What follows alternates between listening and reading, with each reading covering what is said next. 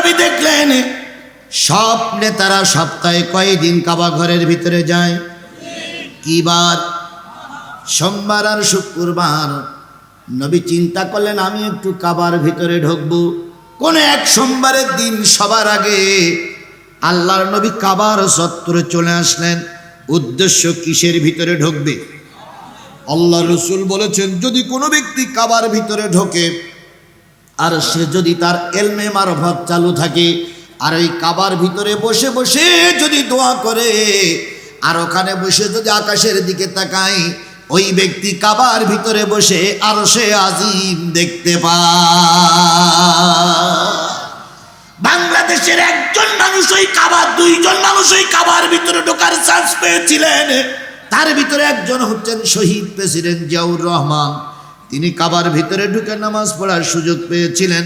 আর একজন ব্যক্তি সুযোগ পেয়েছিলেন বিশ্বনন্দিত আলেমে দ্বীন, বিশ্ব মুফাসসির আল্লামা দেলোয়ার হোসেন সাঈদী। আল্লামা সাঈদীর জবানিতে আমি শুনেছি নামাজ পড়ে বড় মজা পেয়েছিলেন। তিনি মনে করতেছিলেন আরো 2 রাকাত পড়ি, কিন্তু পিছনে আরো কিছু মেহমান ছিলেন, তাদের হক নষ্ট হয়ে যাবে বলে উনি বেশিক্ষণ দেরি করেন নাই। বাজান রে, কাবার ভিতরে নামাজ পড়লে আলাদা একটা মর্যাদা পাওয়া যায়। নেতারা তাই সেই মর্যাদার আশায় সপ্তাহে কয়দিন যায়? এই নেতারা যখন যায় তখন কি থাকে না? কেন থাকে না? আল্লাহ জন্মের সময় কাপড় দেয়নি তাই কাপড় থাকে না। আমাদের দেশের কিছু পীর আছে কোনোদিন কাপড় পরে না।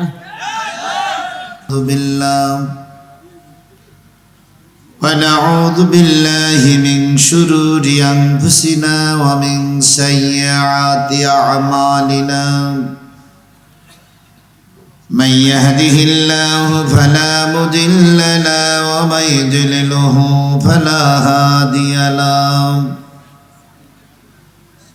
ونشهد أن لا إله إلا الله وحده لا شريك له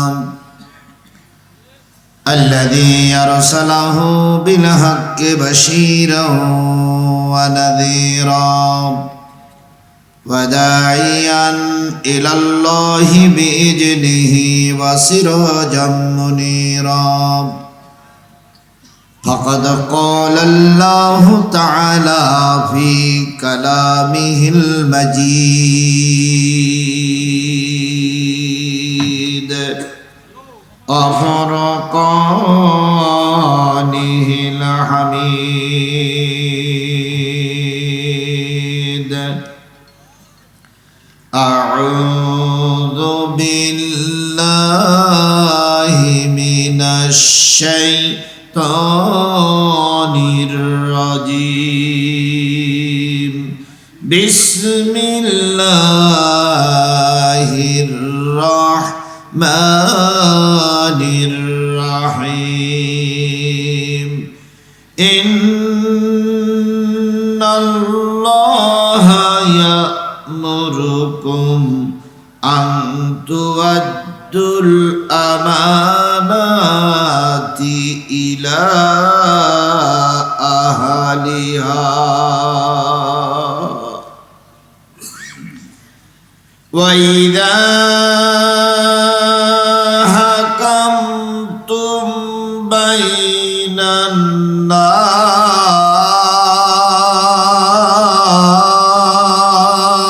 الناس أن تحكموا بالعدل إن الله نعم ما يعظكم به إن الله كان سميعا بصيرا صدق الله المولانا العظيم قال النبي صلى الله عليه وسلم لا إيمان إلا ما آمنت له ওয়ালা সালাতা লিমান লা তুহরা লাহু ওয়ালা দীনা লিমান লা সালাতা লাহু ইন্নামা মাউদিউস সালাতা মিনাদ-দীন কামাউদিউর রাসি মিনাল জাসাদি আও কামা ক্বালা রাসূলুল্লাহি সাল্লাল্লাহু আলাইহি ওয়াসাল্লাম ইন্নাল্লাহা ওয়া মালাইকাতাহু ইউসাল্লুনা আলান নবী ইয়া আইয়ুহাল্লাযীনা আমানু সাল্লু আলাইহি ওয়া সাল্লিমু তাসলিমা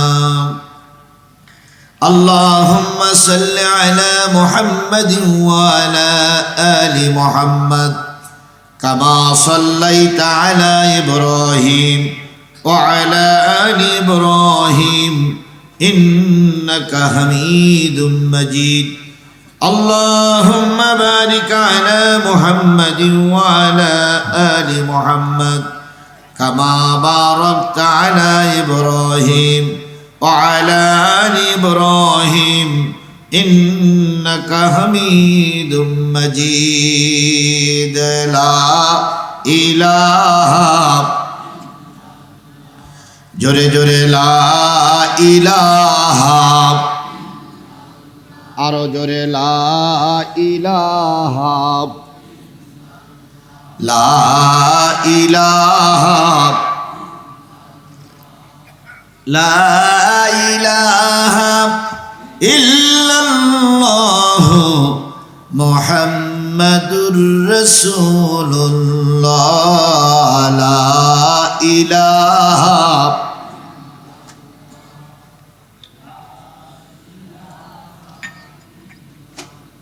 লা ইলাহা ইল্লাল্লাহ মুহাম্মাদুর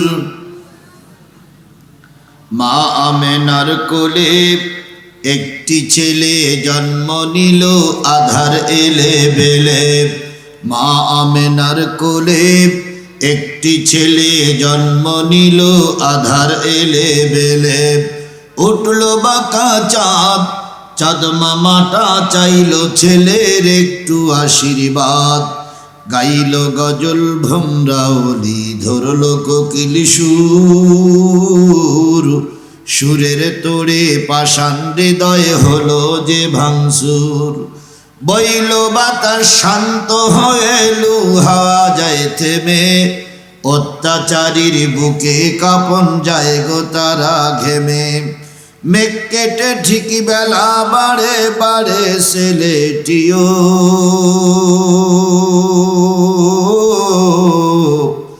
সেই ছেলেটি আমার নবী সবার তিনি প্রিয় লা ইলাহা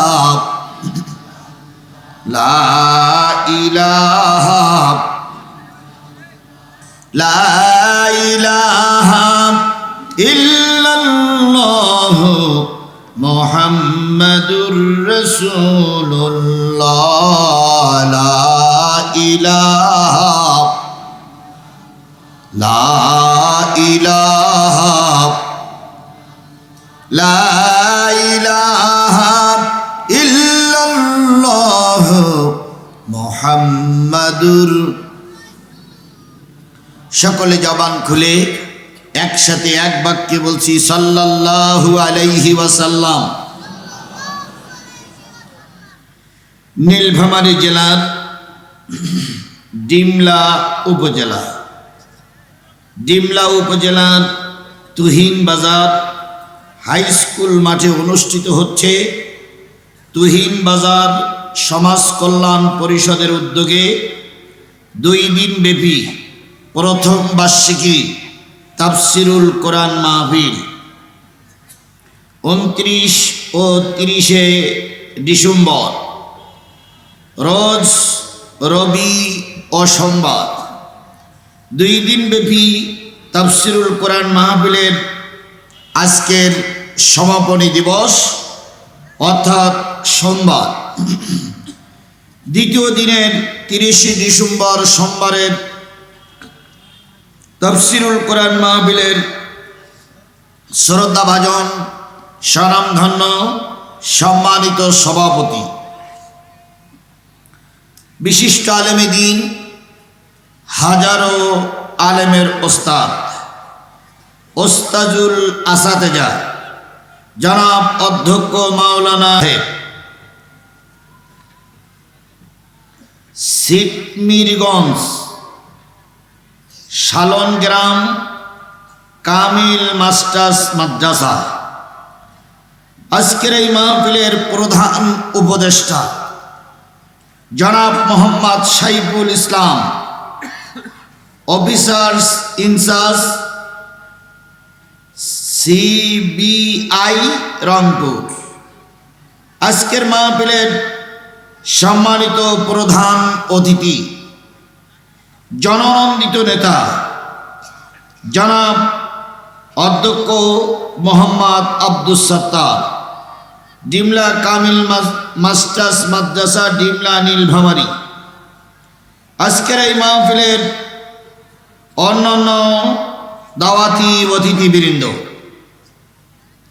আলোচনা করে ধন্য করলেন সুললিত কণ্ঠের অধিকারী বাগ্মী বক্তা, নীলভামারী সহ গোটা বাংলাদেশের একটা পরিচিত মুখ, আমার প্রিয় ভাই, আপনাদের প্রিয় শায়েখ, প্রিয় মুখ জনাব হযরত মাওলানা মুজিবুর রহমান সাহেব দামাতুহুম বারকাতুহুমুল আলিয়া। আমার এই প্রিয় ভাইকে আল্লাহ সুস্থ রেখে অধিক জ্ঞানের অধিকারী করে গোটা জাতির সামনে যেন তিনি সুন্দরভাবে কোরআন উপস্থাপন করতে পারেন, আমরা সবাই বলছি আল্লাহুম্মা আমিন। আজকের এই মাহফিলের আরেকজন মুবাশশির শায়েখ রমজান আলী আশরাফি সহ গর্বিত মায়ের গর্বিত সন্তান শ্রদ্ধেয় ওলামায়ে হযরত, বিভিন্ন রাজনৈতিক দলের নেতৃবৃন্দ, অত্র অঞ্চলের বিভিন্ন কুঠির থেকে আগত দিনদার পরেশগার মোত্তাকি মুসলমান ভাই ও বন্ধুগণ, পদ্মায় অবস্থানরতা শ্রদ্ধাশীলা মা ও বোনেরা, সকলকে নিয়ে আবারও সালাম বিনিময় করছি। আশা করছি সালামের জবাবটা সবাই মিলে জোরে সোরে দিবেন। আসসালামু আলাইকুম ওয়া রাহমাতুল্লাহি ওয়া বারাকাতুহু।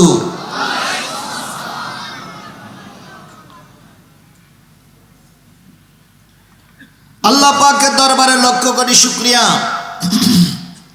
যিনি আপনাকে আমাকে মুসলমানের ঘরে জন্মগ্রহণ করার তৌফিক দান করেছেন। আপনি আমি মুসলমান, এজন্য খুশি না বেজার? সবাই মিলে বলুন তো খুশি না বেজার? আরেকটু জোরে বলুন খুশি না বেজার?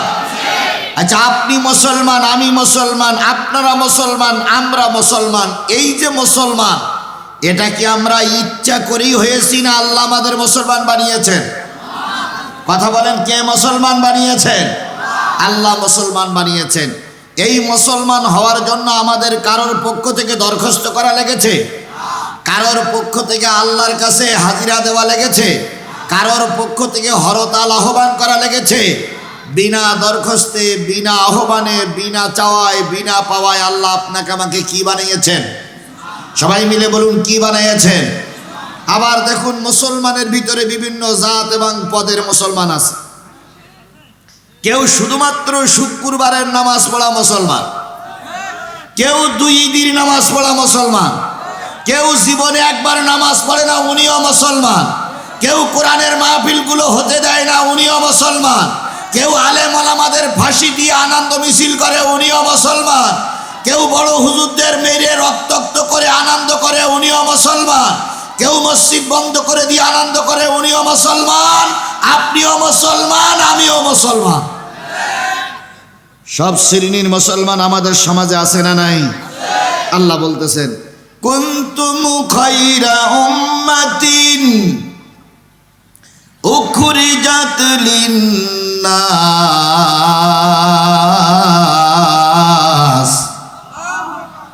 أتأمرون بالمعروف وتنهون عن المنكر وتؤمنون بالله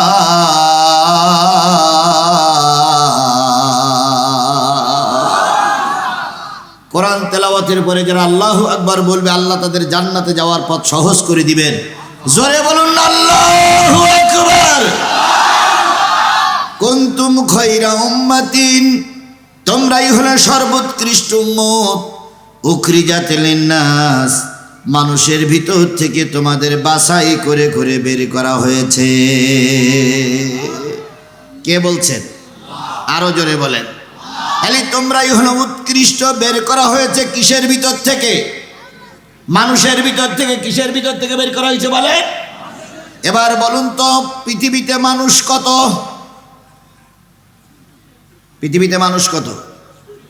800 কোটি মানুষ। 800 কোটি মানুষের ভিতর থেকে মুসলমান কত কোটি? 200 কোটি। এই 200 কোটি মানুষ সব কিওয়ালা? কালেমাওয়ালা। কিওয়ালা? আর একটু জোরে বলেন। তাহলে সর্বপ্রথম পৃথিবীতে মানুষ ছিল কত কোটি? 800 কোটি।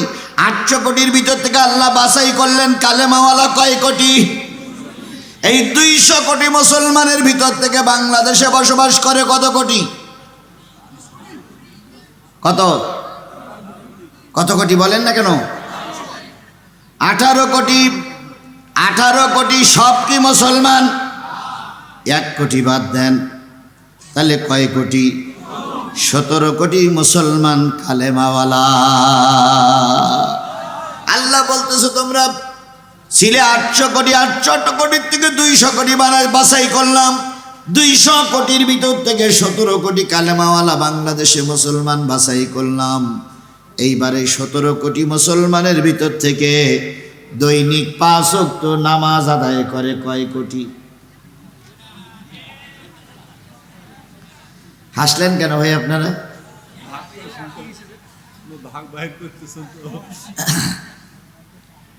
কয় কোটি লোক নামাজ পড়ে?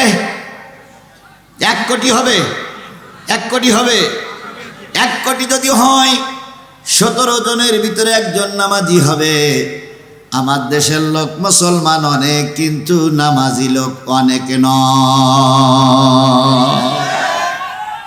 আবার যদিও নামাজ পড়ে, নামাজের নিয়ম কানুন জানেই না। কি? যদি জিজ্ঞেস করা হয় সূরা কেরাত জানেন? কয় জানি না। মানে পড়েন? তখন বলে বিসমিল্লাহির রহমানির রহিম, কুল আল্লাহু আহাদ আল্লাহু সামাদ লাম ইয়ালিদ ওয়ালাম ইউলাদ ওয়ালাম ইয়াকুল লাহু কুফুওয়ান। সূরা ইখলাস সহি করে পড়তে পারে না, বিসমিল্লাহ সহি করে পড়তে পারে না। তারাই হলো আমাদের সমাজের নেতা। বিরাট প্রধান অতিথি মঞ্চে দাঁড়িয়ে কয় সালাম আলাইকুম, বিসমিল্লাহির রহমানির রহিম। শয়তান তখন বলে ওসেই ভালো করে আমি করতে পারি। এরাও কি মুসলমান নয়? এদের মরলেও জানাজা হয়। আব্দুর রশিদ ভাই মরলে জানাজা হবে, মুজিবার ভাই মরলে জানাজা হবে, আজিজুল ইসলাম মরলেও জানাজা হবে। আমরা সবাই কি মুসলমান? অথচ আমাদের এই সমাজে এমনও মুসলমান আছে যে মসজিদ মাদ্রাসা সহ্য করতে পারে না। বিশ্বাস করো বাংলাদেশের মুসলমান, যদি আমরা প্রকৃত মুসলমান নামাজি হতাম, আল্লাহর কসম বাংলাদেশে আলেমদেরকে হত্যা করা তো দূরের কথা, কোন বেধর্মী একজন আলেমের দিকে বেকা নজরে তাকানোর সুযোগ পেত না। কিন্তু আমরা মুসলমানই কালেমা পড়তে পারি না। লা ইলাহা ইল্লাল্লাহ মুহাম্মাদুর রাসূলুল্লাহ, লা ইলাহা ইল্লাল্লাহ মুহাম্মাদুর রাসূলুল্লাহ, লা ইলাহা ইল্লাল্লাহ, লা ইলাহা ইল্লাল্লাহ। একজন মুরব্বীর কাছে জিজ্ঞেস করে কালেমা জানেন? কয় জানি না। মানে লা ইয়াসলা লা ইয়াসলা লা ইয়াসলা লা ইয়াসলা লা ইয়াসলা। আর একজন বলতে লা ইলাহা মুহাম্মাদুর রাসূলুল্লাহ। তাই ইল্লাল্লাহ কনে গেল? কয় ছোটবেলায় শিখিনি বলে ইল্লাল্লাহ বাদ দিছি। কালেমা পড়তে জানে না, নামাজের হক আদায় করতে পারে না, এই ধরনের মুসলমান আমাদের ভিতরে আছে না নাই? আল্লাহ বললেন তোমরা ছিলে 800 কোটি, বের করলাম 200 কোটি। এই 200 কোটি মুসলমানের ভিতর থেকে তোমাদের দেশে আছে 17 কোটি। এই 17 কোটি মুসলমানের দায়িত্ব হচ্ছে তা'মুরুনা বিল মা'রুফি ওয়া তানহাউনা আনিল মুনকার ওয়া তু'মিনুনা বিল্লাহ।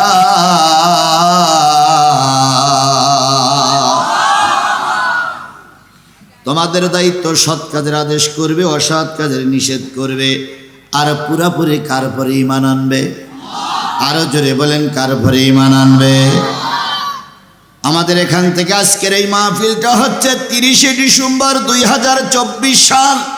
এই মাহফিলটা যদি 30শে ডিসেম্বর 2023 সাল থাকতো তাহলে বোঝা যেত আল্লাহর পরে তাওয়াক্কুল আমাদের কতটুকু ছিল।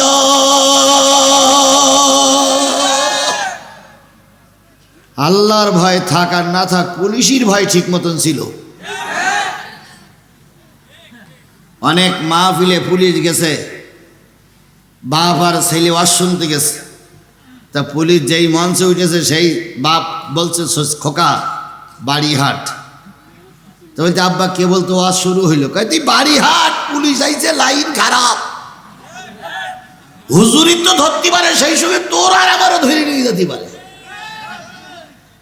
তাহলে মানুষের চাইতে পুলিশের ভয় আমাদের দিলে বেশি ছিল। কথা বলেন ঠিক না বেঠিক? তাই সেই দিনের ইতিহাস ভুলে যেয়ে আজকে পবিত্র কোরআনের মাহফিলে আল্লাহ পাক সকল জড়তা দূর করে দিয়ে কোরআনের মাহফিল করার, আর আমার মতন একজন গুনাহগার মুসলমানকে ছুটে এসে কিছু বলার, আর আপনাদের মতন জান্নাতি মানুষদেরকে কোরআনের মাহফিলে বসার তৌফিক যে আল্লাহ দান করলেন, সেই আল্লাহর দরবারে শুকরিয়া। আসতে না জোরে সবাই মিলে বলছি আলহামদুলিল্লাহ। সর্বকালের সর্বশ্রেষ্ঠ মহামানব যিনি এসেছিলেন এই পৃথিবীতে মানুষের কল্যাণের জন্য। কিসের জন্য এসেছিলেন? মুক্তির জন্য, কল্যাণের জন্য। পৃথিবীতে যত নেতার আবির্ভাব হয়েছে, প্রায় নেতার মনে শয়তানি ছিল, প্রায় নেতার মনে বদমাইশি ছিল। কেবলমাত্র শুধুমাত্র একমাত্র একজন মহামানবের দিলের ভিতরে কোনো বক্রতা ছিল না, তিনি হচ্ছেন মুহাম্মদুর রাসূলুল্লাহ সাল্লাল্লাহু আলাইহি সাল্লাম। কোন রাজার পরিকল্পনা ছিল অন্যের দেশ দখল করবে? এরকম রাজা পৃথিবীতে হয়েছে না? যেমন আমাদের পার্শ্ববর্তী দেশ আছে, দাদারা প্রায় কয় বাংলাদেশ দখল করব, প্রায় কয় চট্টগ্রাম দখল করব, প্রায় কয় হলো দিনাজপুর দখল করব। কেন? এটা কি তোমার বাবার পৈতৃক সম্পত্তি? তুমি দখল করবা? তুমি দখল করবার আমরা আঙুল চষবো? সেদিন ওই সরকার থাকতে চলে গেছে, আর নতুন করে এদিন আর আসবে না।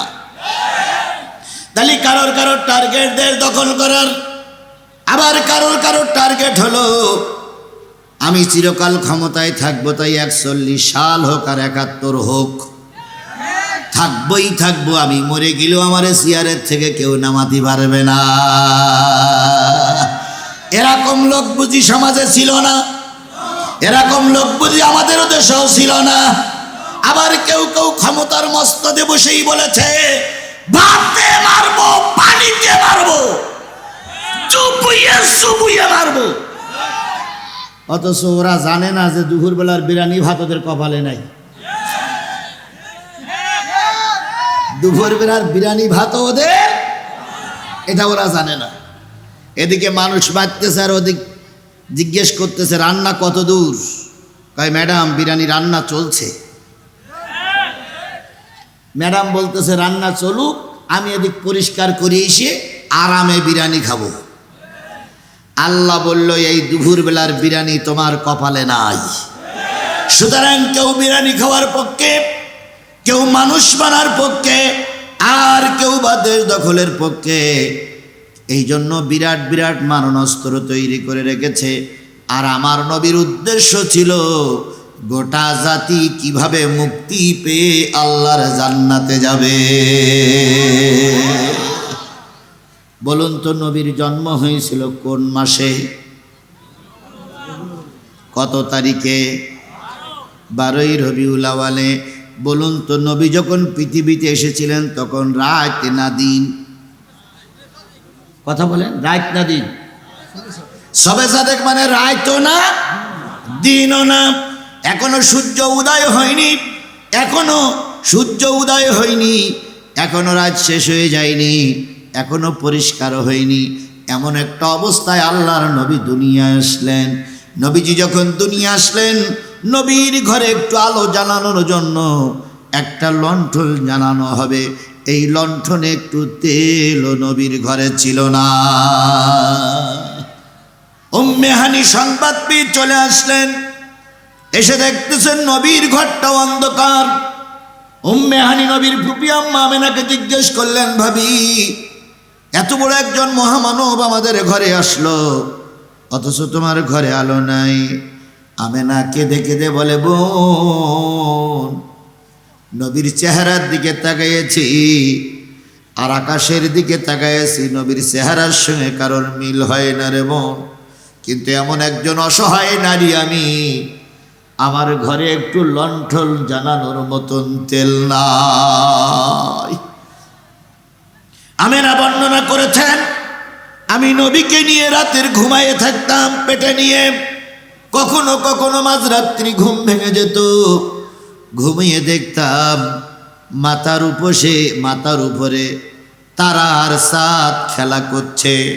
তার মানে ঘরে শুয়ে পড়ে যদি আকাশের তারা আর চাঁদ দেখা যায়, তাহলে বুঝতে হবে ওই ঘরে কি ছিল না, চাঁদ ছিল না, ওই ঘরের ছাউনি ছিল না।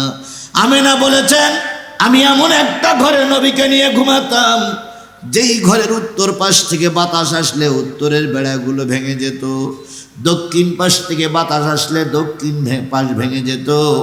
এমন একটা জীর্ণ শীর্ণ ঘরে আসলেন বিশ্ব মানবতার কল্যাণের দিশারি, সর্বকালের সর্বশ্রেষ্ঠ মহামানব জনাবে মুহাম্মদ রাসূলুল্লাহ সাল্লাল্লাহু আলাইহি ওয়াসাল্লাম।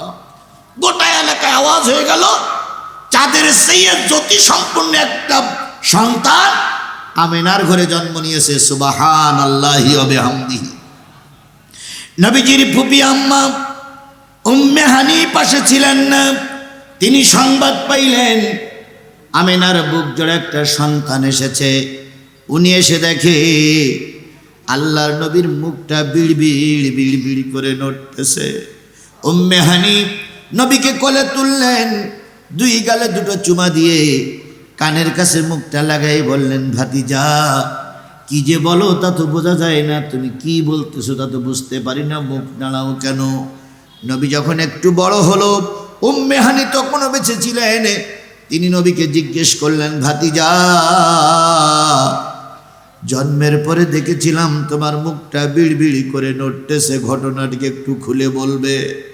নবীজি ফুপি আম্মার গলা জড়াই ধরে বলেছিলেন, ফুপি আম্মা জন্মের পরে কেঁদেছিলাম, রব্বি হাবলি উম্মতি, আয় আল্লাহ আমার গুনাহগার উম্মতগুলোরে মাফ করে দাও। তাহলে রহমতের নবী, দয়ার নবী জন্মের পরে কাঁদলেন কাদের জন্য? স্পষ্ট করে বললেন, জন্মের পরে কাঁদলেন কাদের জন্য? আপনারা কি সেই উম্মত? কথা বলেন না কেন? আপনারা কি সেই উম্মত? বাজারে যারা আছে কি ওরাও কি সেই উম্মত? যারা বাড়িতে শুয়ে আছে ওরাও কি সেই উম্মত? না। যদি সেই নবীর উম্মত হয়, ওই নবীর পরে নাজিল হলো কি? সেই কোরআনের তাফসীর দিয়েছে এই যুবকেরা। আর এখানে কোরআনের তাফসীর হচ্ছে, আপনি যদি ওই নবীর উম্মত হয়ে থাকেন, আল্লাহর কসম আপনি বাদামের দোকানে থাকতে পারেন না, আল্লাহর কসম আপনি বাড়িতে শুয়ে থাকতে পারেন না, আল্লাহর কসম কোরআনের মাহফিল থেকে আপনি ময়দান ছেড়ে চলে যেতে পারেন না, যদি আপনি ওই নবীর উম্মত হয়ে থাকে। তার উপরও বুকে হাত দিয়ে বলুন তো, এই এলাকার যতগুলো মানুষ বসবাস করে সবাই কি কোরআনের মাহফিলে এসেছে? জোরে বলেন, এসেছে। কেন আপনাদের কি হলো বলো তো? বাজারে যে লোকগুলো আছে সেই লোকগুলো যদি সব এসে বসে এই মাহফিলের প্যান্ডেলে কোনো জায়গায় জায়গা থাকবে? কিন্তু ওরা আসবে না, কারণ ওরা হলো ওই নবীর উম্মত হতে চায় না। সামনে চলুন। নবী সাল্লাল্লাহু আলাইহি সাল্লাম এই পৃথিবীতে বেঁচে ছিলেন কত বছর? 63 বছর বয়সে নবী যখন বিদায় হয়ে যাবে, উহুদে মার খেয়েছেন, বদরে রক্ত দিয়েছেন শুধু উম্মতের জন্য,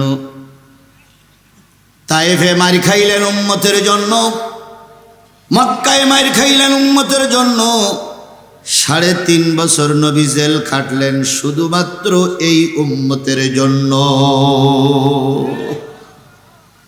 কয় বছরে মারা গেলেন? 63 বছর বয়সে যখন মারা যায়, নবীজি বিছানায় শোয়া, ঈশার ঘরে জিবরিল আমিন এসে বিদায়ী সালাম দিলেন। নবীজির চোখ বেয়ে পানি পড়তেছে, জিবরিল কাঁদতেছে। নবীজি জিবরিলকে জিজ্ঞেস করলেন, জিবরিল তুমি কেন কাঁদো? জিবরিল ডাক দিয়ে বললেন, বন্ধু 23টা বছর কতবার আপনার সঙ্গে দেখা হয়েছে, আবার যদি আল্লাহ পাক কোনোদিন রোজে মহশরে তোমারে ওঠায় আমারে ওঠায়, সেদিন ছাড়া আর তো তোমার আমার মাঝে দেখা হবে না। 23 বছরের বন্ধুত্ব ছেড়ে যাচ্ছে, তাই আমি তোমার কাছে কাঁদতেছি। জিবরিল আমিন বললেন, বন্ধু তুমি কাঁদো কেন? নবীজি বললেন, বন্ধু সুখের দিনে, দুঃখের দিনে, কষ্টের দিনে আল্লাহর পক্ষ থেকে বাণী নিয়ে এসেছো, এখন আমি বিদায় হয়ে যাচ্ছি, আর তো কোনো বাণী নিয়ে কেউ আসবে না, আমার উম্মতের জন্য কি হবে? এই ব্যথা চিন্তা করে আমি নবী কাঁদতেছি। আল্লাহ পাক ডাক দিয়ে বললেন, নবী চলে এসো, তোমার উম্মতের জন্য আমি আল্লাহ নিজেই রাহবার হয়ে গেলাম।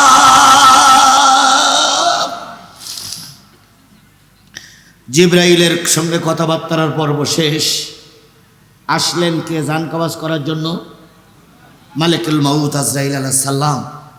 মালিকুল মউত আজরাইল আলাইহিস সালাম এসে যখন রসুলের বুকের পরে হাত দিলেন, রসুল হাত কাটা ধরে বলতেছে, মালিকুল মউত তুমি বড় শক্ত লোক, তুমি বড় নিষ্ঠুর লোক।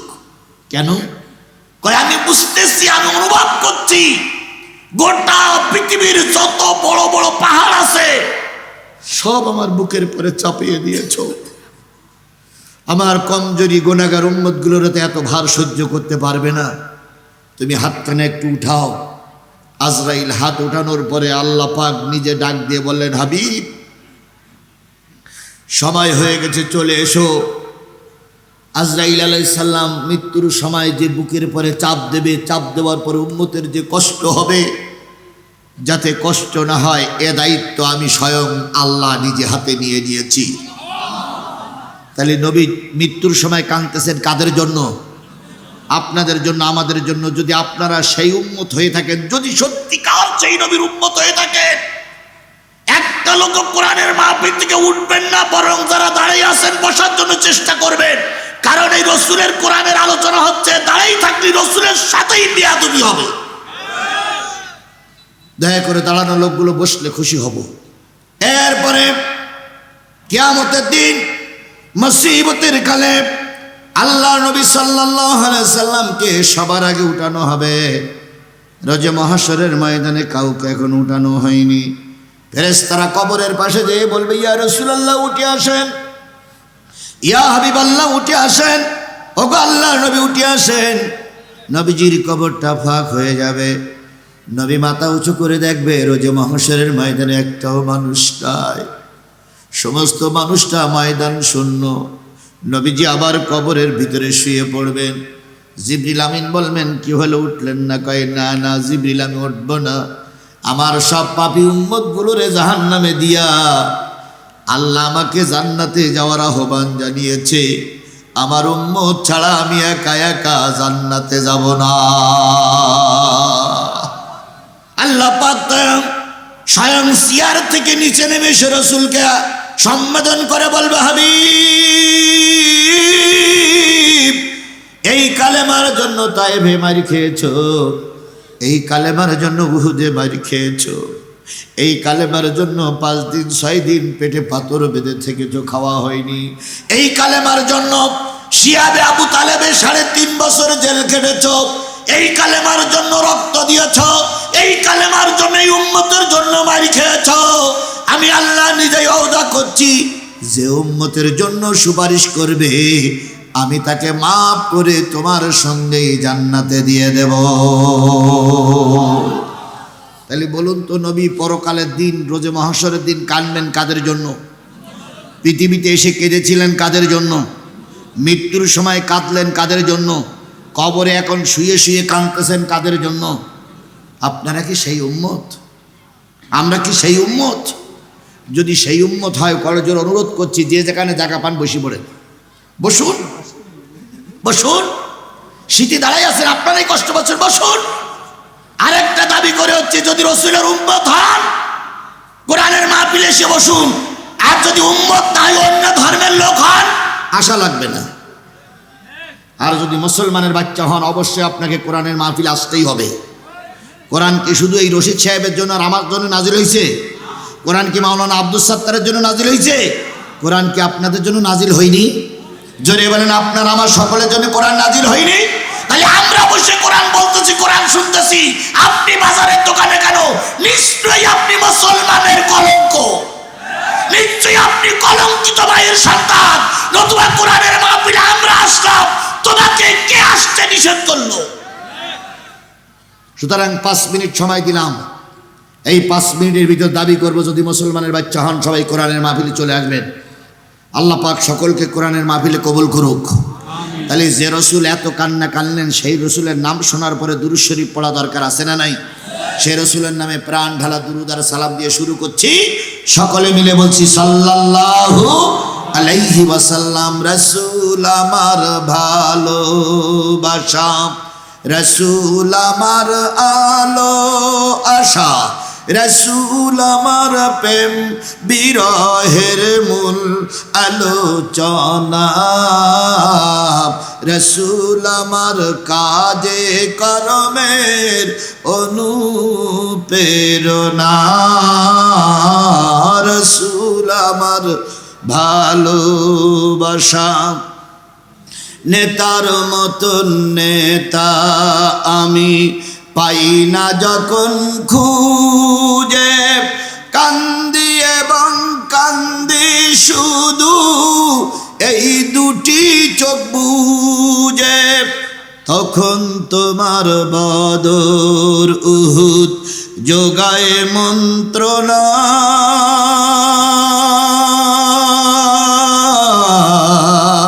রসুল আমার কাজে কর্মের অনুপ্রেরণা। সেই রসুলের নামে দুরূদ আর সালাম। সাল্লাল্লাহু। গরম পানি না ঠান্ডা পানি? স্বাভাবিক পানি পাওয়া যায় ওই পানি না, গ্লাসে তোমার মাম পানি যদি দোকানে পাওয়া যায় একটাই পানি লাগবে। আমার ভাইরা, ভূমিকায় আজ যাওয়ার দরকার নেই, শুধু এতটুকু বলি, আপনারা যে যে বিষাদ হয়ে বসে আছেন কি শোনার জন্য? সবাই মিলে বলুন তো, কি শোনার জন্য? আমিও যদি কোরআন থেকে আলোচনা করি, আপনারা আমাকে ফেলাই রেখে চলে যাবেন? যাবেন কিনা ওটা আপনার ব্যাপার, কারণ জোর করি তার কোরআন শরীফ শোনানো যাবে না। তবে যাবার আগে একটা হাদিস আর একটা কোরআনের আয়াত শুনে যাবেন। এরপরে যদি মন চাই চলে যাবেন, মন চাইলে থাকবেন। আল্লাহ বলতেছেন, ওয়ালাকাদ জারানা লি জাহান্নামা কাসীরাম মিনাল জিন্নি ওয়াল ইনস। ঠান্ডা পানি, স্বাভাবিক পানি, এটা থাক স্বাভাবিক পানি। জি, একেবারে ঠান্ডা নয়, আবার একেবারে গরমও নয়, স্বাভাবিক যে পানিটা পাওয়া যায় সেই পানি দেন আমাদের।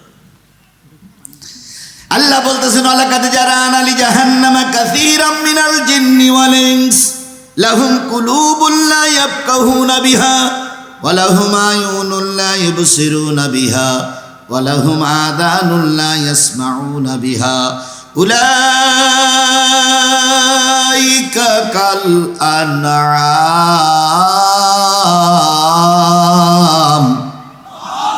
বাল হুম আদাল উলাইকা হুমুল গাফিলুন।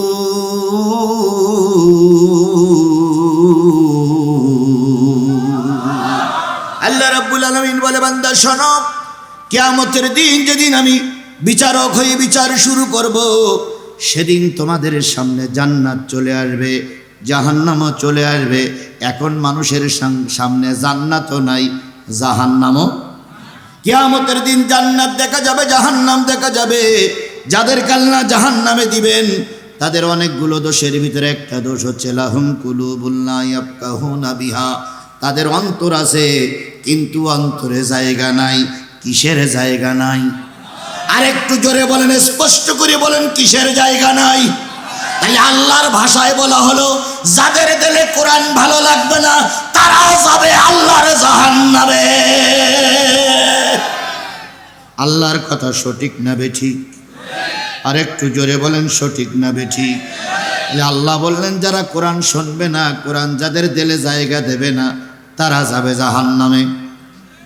কিসের আলোচনা চলছে? কিসের আলোচনা চলবে? কিসের আলোচনা করার জন্য আসছি? কিসের আলোচনা শোনার জন্য আসছি?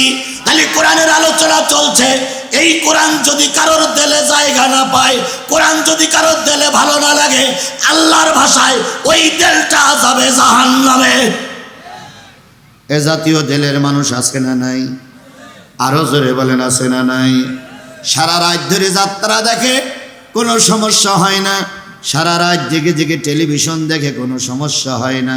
সারা রাত জেগে জেগে পরের মেয়ের নাচ দেখে, সমস্যা হয় না। অথচ কোরআনের মাহফিলে ওদের ভালো। তাহলে কোরআনের মাহফিলে যাদের ভালো লাগবে না, আল্লাহর ভাষায় ওরা কি না? ওরা হলো আল্লাহর ভাষায় জাহান্নামী।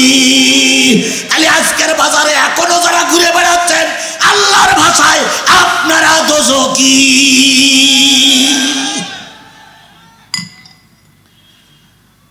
বুঝলেতে বুঝলে, না বুঝলেতে কসু। আয়ুনুল্লাহ ইবসিরুনা বিহা, আমি দেখব। আয়ুনুল্লাহ ইবসিরুনা বিহা, তাদের চোখ আছে কিন্তু চোখ দিয়ে দেখে না। কি দেখে না? এই মুসলমান, স্পষ্ট করে বলেন, কি দেখে না? শুধু কোরআন দেখে না, না কোরআন ওয়ালাদের ওরা দেখে না। বাজারে চা খাচ্ছে। কোন বাজার দিয়ে আসলাম যেন? তুহিন বাজার। তুহিন বাজারে চা খাচ্ছে বিরাট নেতা। হঠাৎ করে দুই হুজুর মাদ্রাসাতে বাড়ি যাচ্ছে। অমনি নেতা চাওয়ালার দেখে বলে, ওই দেখ সে রাজাকার যাচ্ছে, ওই ওই ওই দেখ সে রাজাকারের রাজা, ওই সে রাজাকারের বাচ্চারা যাচ্ছে, দেখ দেখ দেখ। এরকম বলা লোক আমাদের সমাজে ছিল, এখনো কি নেই মনে করতেছেন নাকি? এখানেই আছে, এখানেই আছে, এখানেই আছে। এই মানুষের ভিতরে ঘাপটি বেরিয়ে বসে আছে, এই বড় সিয়ারও দুই একজন ঘাপটি বেরিয়ে বসে আছে। ওরা হুজুর দেখলে সহ্য করতে পারতো না। আমাদের নাম দিয়েছিল রাজাকার। কি নাম দিয়েছিল? রাজাকার। যদি অবৈধ বক্তব্য হয়, ভালো করে বুঝে রাখো, যদি মৌলবীরা অবৈধ হয়, নিশ্চয়ই তোমার দাদা দাদির বিয়ে হয়েছিল, আর সেই বিয়েতে কোনো না কোনো মৌলবী পড়াইছিল। যদি রাজাকার অবৈধ হয়, নিশ্চয়ই তোমার দাদা দাদির বিয়ে ছিল অবৈধ। তোমার বাবা হলো অবৈধ ভাইয়ের সন্তান, আর তুমি হলে সেই অবৈধ বংশজাত সন্তান। এবার বলুন তো, রাজাকার যদি অবৈধ হয়, যারা আমাদের গালিগালাজ দিচ্ছে, ওর বাপ মার বিয়ে পড়াইছিল কেড়ে? ওর বাপ মার বিয়ে নিশ্চয়ই কোনো মৌলবী পড়াইছে। তাহলে রাজাকার যদি অবৈধ হয়, তাহলে ওর বাপ মার বিয়েও অবৈধ। অবৈধ ভাইয়ের অবৈধ সন্তানেরা কেবল আমাদের রাজাকার বলতে পারে, আর কোন ভালো সন্তান মৌলবীদের রাজাকার বলতে পারে না। তাহলে কোরআন দেখলে যারা সহ্য করতে পারে না, ওরাও যাবে কোথায়? ভালো করে বোঝেন, ওরাও যাবে কোথায়? আযানুল্লাহ ইয়াসমাউনা বিহা। আযান শব্দের অর্থ কি? আযান শব্দের অর্থ কি? আহ্বান বা ডাকা। আমি কোরআনের একটি আয়াতের আযান দিয়েছি। সে আয়াতটা হচ্ছে সূরা নিসার 58 নম্বর আয়াত। কয়টা আয়াতের আযান দিয়েছি? কয়টা আয়াতের আযান দিয়েছি? এই আয়াত শোনার পরেও যাদের ভালো লাগবে না, কানে ভালো লাগবে না, আল্লাহর ভাষায় ওরাও যাবে জাহান্নামে। উলাইকা কাল আনাম, আল্লাহ বললেন এরা হলো চতুষ্পদ জন্তুর মতো। বালহুম আদল, বরং এসছি আরো নিকৃষ্ট। উলাইকা হুমুল গাফিলুন, এই জাতীয় মানুষ যারা এখানে আছে কোরআন তাদের ভালো কাদের লাগবে না। যাদের দিলে কোরআন ভালো লাগে না তারা যাবে কোথায়? যাদের চোখে কোরআন ভালো লাগে না তারা যাবে কোথায়? যাদের দিলে কোরআন ভালো লাগে না, চোখে কোরআন ভালো লাগে না, কানে কোরআন ভালো লাগে না, তারা যাবে কোথায়? তাহলে আমি এখন কোরআনের মূল আয়াতটার আলোচনা শুরু করছি। যদি আমাদের মাহফিল দেখে কেউ বাড়ি চলে যায়, বুঝতে হবে জাহান্নামী লোকটাই উঠে যাচ্ছে। এবার যদি কেউ বাড়ি যাচ্ছেন চলে যেতে পারেন, যান। জোর করি অশোনানোর অভ্যেস আমার নাই। যারা যারা যাবে বুঝতে হবে জাহান্নামী লোকটাই যাচ্ছে, যান। যাবেন না? যাবেন না? তাহলে আর একটা হাদিস শোনেন। আল্লাহ রসুল বলেছেন, আল কোরআন শাফিআম মুসাফফা আমা হিল্লু মুসাদ্দিকান মান জালাহু আমামাহু কদ্দাহু ইলাল জান্নাহ ওয়া মান জালাহু খালফাহু সাকাতাহু ইলান নার। এই কোরআন এমন একটা কিতাব, কিয়ামতের দিন কারোর পক্ষে সুপারিশ করবে, আবার কারোর বিরুদ্ধে আল্লাহর কাছে নালিশ করবে। সাহাবীরা বলেন, ইয়া রাসূলুল্লাহ কাদের পক্ষে সুপারিশ করবে? নবী বললেন, যারা কোরআন শুনবে, কোরআনকে যারা সামনে রাখবে, কোরআনকে যারা ইমাম বানাবে, কিয়ামতের দিন এই কোরআন তাদেরকে ইমাম হয়ে পিছনের মুসাল্লিদেরকে টানতে টানতে আল্লাহর জান্নাতে নিয়ে যাবে। এবার বলুন তো, কোরআন ইমাম সামনে থাকে না পিছনে থাকে? ভালো করে বুঝবেন, ইমাম সামনে থাকে না পিছনে থাকে? আল্লাহ নেই বলেন, কোরআনকে যদি কেউ ইমাম বানায়, তার মানে কোরআনকে যদি কেউ সামনে রাখে, এই কোরআন তাকে টেনে টেনে কোথায় নিয়ে যাবে? আমান জালাহু খালফাহু সাকাতাহু ইলান নার। আর এই কোরআনকে, ইমামকে যারা পিছনে রাখবে, আর ওরা যারা পৃষ্ঠ প্রদর্শন করে কোরআনের মাহফিল থেকে চলে যাবে, কিয়ামতের দিন যখন লোকটা ঘোরাফেরা করবে, কোরআন দিয়ে পিছন থেকে আশঙ্কা ধাক্কা দিয়ে তারা জাহান্নামে নিক্ষেপ করবে। তাহলে কোরআন সামনে রাখলে কোরআন আপনাকে কোথায় নিয়ে যাবে? কোরআন পিছনে রাখলে কোরআন আপনাকে ধাক্কা দিয়ে কোথায় নিক্ষেপ করবে?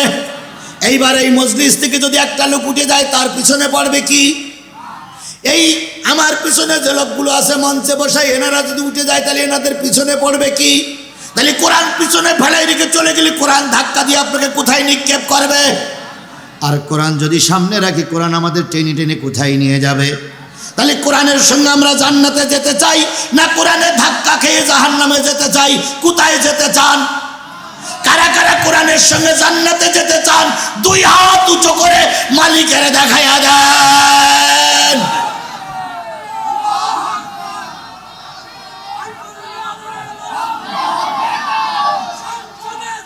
আল্লাহ এই হাতগুলো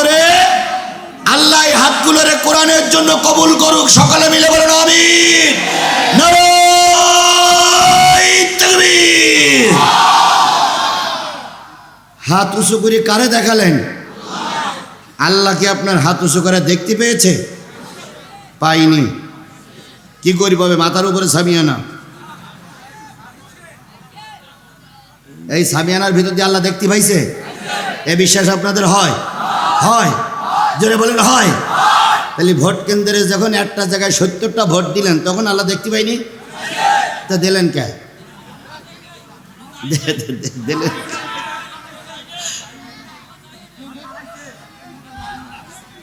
আচ্ছা, গত 3 পিরিয়ডে 70টা ভোট দেওয়া লোক আছে না? কারা কারা দিলেন একটু হাত তোলেন তো। দেখ, তোলেন তোলেন তোলেন, হাত তোলেন। নাই ক্যামেরাওয়ালারা একটু ভিডিও করে তোলেন তোলেন তোলেন। ভোট দিলেন তখন লজ্জা করি না, এখন হাত তুলতে লজ্জা করতেছেন? তোলেন। আসি নাই বলা কাজ না, তোমার পিছনের লাইনই বসে আছে। এখন ওনারা টুপি মাথায় দিয়ে, হাজির মাল মাথায় দিয়ে এখন দরে বেশ বাবা হয়েছে। আল্লাহ ওদের তওবা কবুল করুক, ইসলামের পথে ফিরে আসার তৌফিক দান করুক। তাহলে হাত উঁচু করে কারে দেখালাম? কি শুনবো? আর আমি হাত উঁচু করে কি বলেছি, কি বলবো? তাহলে আপনি ওয়াদার কর্মী, আমি ওয়াদার কর্মী। যদি আমার মোনাজাতের আগে চলে যান, তাহলে ওয়াদা খেলাপ করলে নীলফামারীর লোক তারে কি বলে? এই কথা বলেন, নীলফামারীর লোক তারে কি বলে? মুনাফিক। তাহলে যেটাই উঠে যাবে তার বলবেন, ভাই মুনাফিক ভাই বসেন, মুনাফিক ভাই বসেন, মুনাফিক ভাই বসেন, মুনাফিক ভাই বসেন। সমাধান চাও যদি জীবনে মরণে, ফিরে যাও খুঁজে নাও চোখ রাখো কোরআনে। সমাধান চাও যদি জীবনে মরণে, ফিরে যাও খুঁজে নাও চোখ রাখো কোরআনে। এ বাণী সকলের নয়, শুধু মুমিনের। স্পষ্ট করে বলেন, ঠিক না বে ঠিক? এ বাণী সকলের নয়, শুধু মুমিনের। যারাই চলবে মেনে ফল পাবে কোরআনের। ঘরে বলো কিংবা রাষ্ট্রে বলো, অশান্তি দূর করে শান্তি আনে।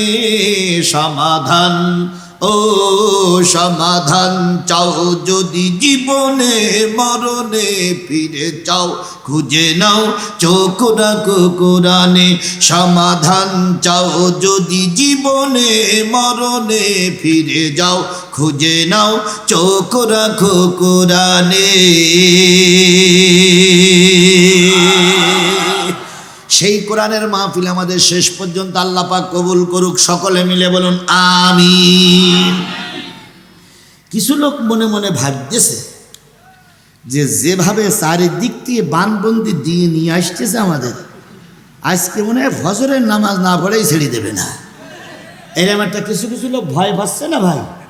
আমি কমিটির লোকের সঙ্গে এসেই বলেছি, যতই যাই করেন আমার বলো 12টা। স্টেশনে রেলগাড়িটা মাইবা চলে ঘড়ির কাটা, প্ল্যাটফর্মে বসে ভাবি কখন বাজে 12টা। আমিও বারবার ঘড়ি দেখতেছি কয়টা। আপনারা কি একমত? আল্লাহ আমাদের এই অল্প সময় কবুল করুক। সকলে মিলে বলুন আমিন। কোন সূরা, কয়টা আয়াত, কত নম্বর? এই আয়াতটা যখন নাজিল হয়, আল্লাহর নবী তখন মক্কারও প্রেসিডেন্ট, মদিনারও প্রেসিডেন্ট। এই আয়াতটা যখন নাজিল হয় তখন রসুল মক্কারও প্রেসিডেন্ট, মদিনারও প্রেসিডেন্ট। আচ্ছা, রসুল মক্কা মদিনার প্রেসিডেন্ট, কাজটা কি ঠিক? বুঝে শুনে বললেন, কাজটা কি ঠিক? আমার মতে ঠিক না। নবী মানুষ, আবার প্রেসিডেন্ট হতে গেলে রাজনীতি করা লাগে না? নবী মানুষ আবার রাজনীতি করবে কেন? মসজিদ ইমামতি করবে। আনা ইমামুন লিমান হাজারা ওয়া মাইয়া হুজুর। সুদখোরের ইমাম, ঘুষখোরের ইমাম, আল্লাহু আকবার। তাহলে মসজিদ ইমামতি করবে, ছেলে মেয়ের রোগ ব্যাধি সারে না, ফু দেবে, সমস্ত কলেরা ব্যাধি ভালো হয়ে যাবে। যদি কারোর ঘরে জেল লাগে তাবিজ লিখে দেবে, জেনের 14 গোষ্ঠী পার হয়ে যাবে। এটাই বুঝি ইমামের কাজ? জোরেই বলেন, এটাই বুঝি নবীর কাজ?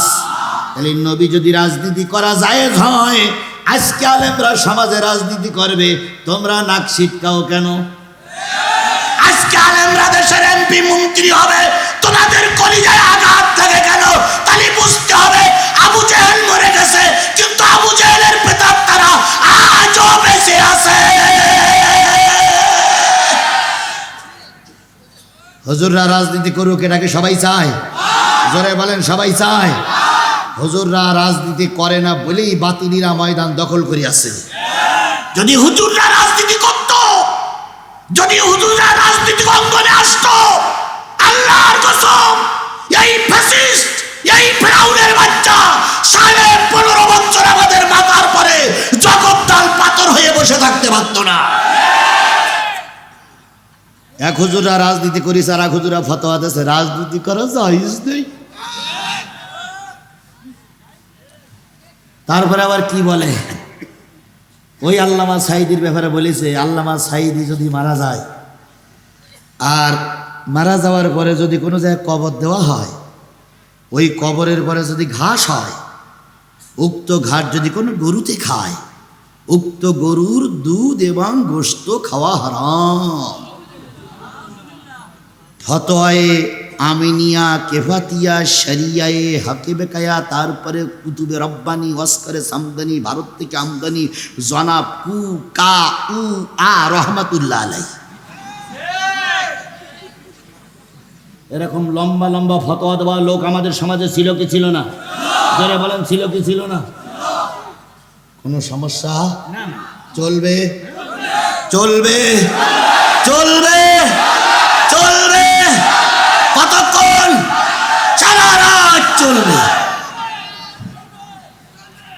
মরে মরে হুজুর মরুক, অস্ত চলুক। ভাই এখন আপনারা দাঁড়াই আছেন, আচ্ছা দাঁড়াই থাকেন, খবরদার দাঁড়াতে বসতে বলে যান, চল যাইয়েন না, কেন চলে গেলে আমি অশোনাবো কার? তাহলে যে জিনিসটা বোঝাতে চাচ্ছিলাম, আয়াতটা যখন নাজিল হলো, রসুল তখন মক্কার প্রেসিডেন্ট। আমরা সারা জীবন শুনেছি আল্লাহর নবী মক্কার জীবনে ছিল 13 বছর, মদিনার জীবনে ছিল 10 বছর। এই মদিনার জীবনে তিনি ছিলেন রাষ্ট্রনায়ক, আর মক্কার জীবনে তিনি ছিলেন একজন তাবলিগ, একজন মোবাল্লেগ।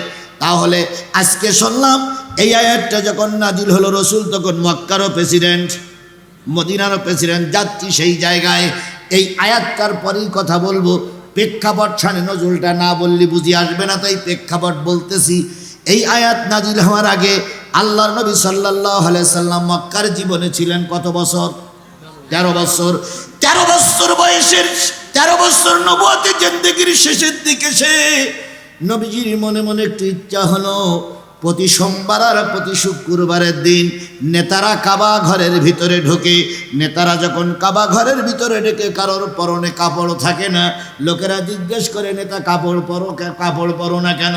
নেতা তখন উত্তর দেয়, জন্মের সময় আল্লাহ কাপড় দিয়ে পাঠায়নি, এখন আল্লাহর সামনে যাচ্ছি, কাপড়ের দরকার নেই।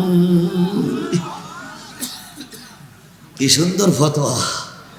আল্লাহর সামনে যাচ্ছে, এখন কি কিসের দরকার নেই? ফতোয়ার দরকার নেই।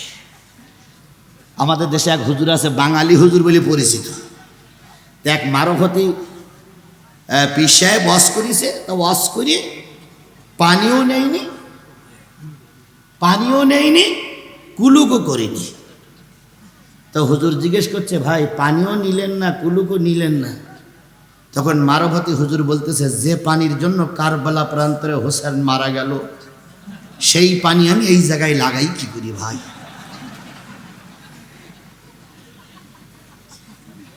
কি সুন্দর ফতোয়া দেশে চিন্তা করতে হইতেছে। হোসাইন রাদিয়াল্লাহু আনহু যে পানি করতে মারা গেল, সেই পানি ও জায়গায় লাগাবে না। যে জিনিসটা বোঝাতে চাচ্ছিলাম সেটা হলো, আল্লাহ নবী দেখলেন সব নেতারা সপ্তাহে কয়দিন কাবা ঘরের ভিতরে যায়? কি বার? সোমবার আর শুক্রবার। নবী চিন্তা করলেন, আমি একটু কাবার ভিতরে ঢুকবো। কোন এক সোমবারের দিন সবার আগে আল্লাহর নবী কাবার চত্বরে চলে আসলেন। উদ্দেশ্য কিসের ভিতরে ঢুকবে? আল্লাহ রসুল বলেছেন, যদি কোনো ব্যক্তি কাবার ভিতরে ঢোকে আর সে যদি তার এলমে মারফত চালু থাকে, আর ওই কাবার ভিতরে বসে বসে যদি দোয়া করে, আর ওখানে বসে যদি আকাশের দিকে তাকায়, ওই ব্যক্তি কাবার ভিতরে বসে আরশে আজিম দেখতে পায়। বাংলাদেশের একজন মানুষ ওই কাবার, 2 জন মানুষ ওই কাবার ভিতরে ঢোকার চান্স পেয়েছিলেন। তার ভিতরে একজন হচ্ছেন শহীদ প্রেসিডেন্ট জিয়াউর রহমান। তিনি কাবার ভিতরে ঢুকে নামাজ পড়ার সুযোগ পেয়েছিলেন। আর একজন ব্যক্তি সুযোগ পেয়েছিলেন বিশ্বনন্দিত আলেমে দ্বীন, বিশ্ব মুফাসসির আল্লামা দেলোয়ার হোসেন সাঈদী। আল্লামা সাঈদীর জবানিতে আমি শুনেছি, নামাজ পড়ে বড় মজা পেয়েছিলেন। তিনি মনে করতেছিলেন আরো 2 রাকাত পড়ি, কিন্তু পিছনে আরো কিছু মেহমান ছিলেন, তাদের হক নষ্ট হয়ে যাবে বলে উনি বেশিক্ষণ দেরি করেন নাই। বাজান রে, কাবার ভিতরে নামাজ পড়লে আলাদা একটা মর্যাদা পাওয়া যায়। নেতারা তাই সেই মর্যাদার আশায় সপ্তাহে কয়দিন যায়? এই নেতারা যখন যায় তখন কি থাকে না? কেন থাকে না? আল্লাহ জন্মের সময় কাপড় দেয়নি, তাই কাপড় থাকে না। আমাদের দেশের কিছু পীর আছে কোনোদিন কাপড় পরে না। নীলফামারীর দিকে আছে কিছু কিছু পীর মোটেও কি পরে না, জীবনে কোনোদিন চুল কাটিনি, মাথায় সাবানও দেয়নি, মাথায় পেরিয়েছে জট, গোপ কাটে না, দাড়ি কাটে না, বগলের তাও কাটে না। ওর পরে আর এক জায়গায় কিছু চুল টুল আছে সেটাও কাটে না। ওই চুল, ওই দাড়ি আর ওই অবস্থায় যদি কোনো বাচ্চা ছেলে মিলে দেখে ওর, তাহলে ও ভয় পাবে না? আর ওদের কিছু মুরিদ আছে, ওই মুরিদিরা এই পীর বছরে একবার গোসল করে, এই চৌকির পরে বসে গোসল দেয়, সেই গোসলের পানি যে দিকতে যায় ওই মুরিদিরা সেই পানি গেলাসে কই ধরে, ধরিয়ে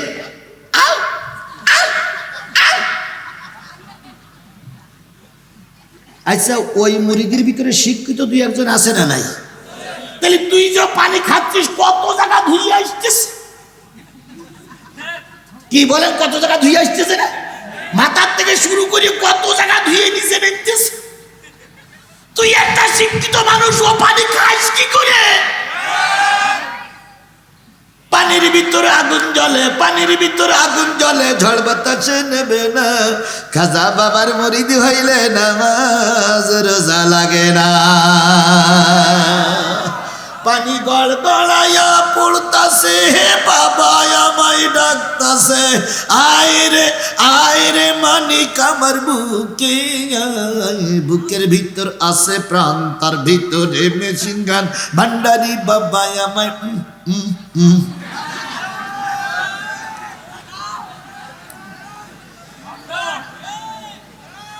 এই জাতীয় ভণ্ড আমার দেশে আছে না নাই?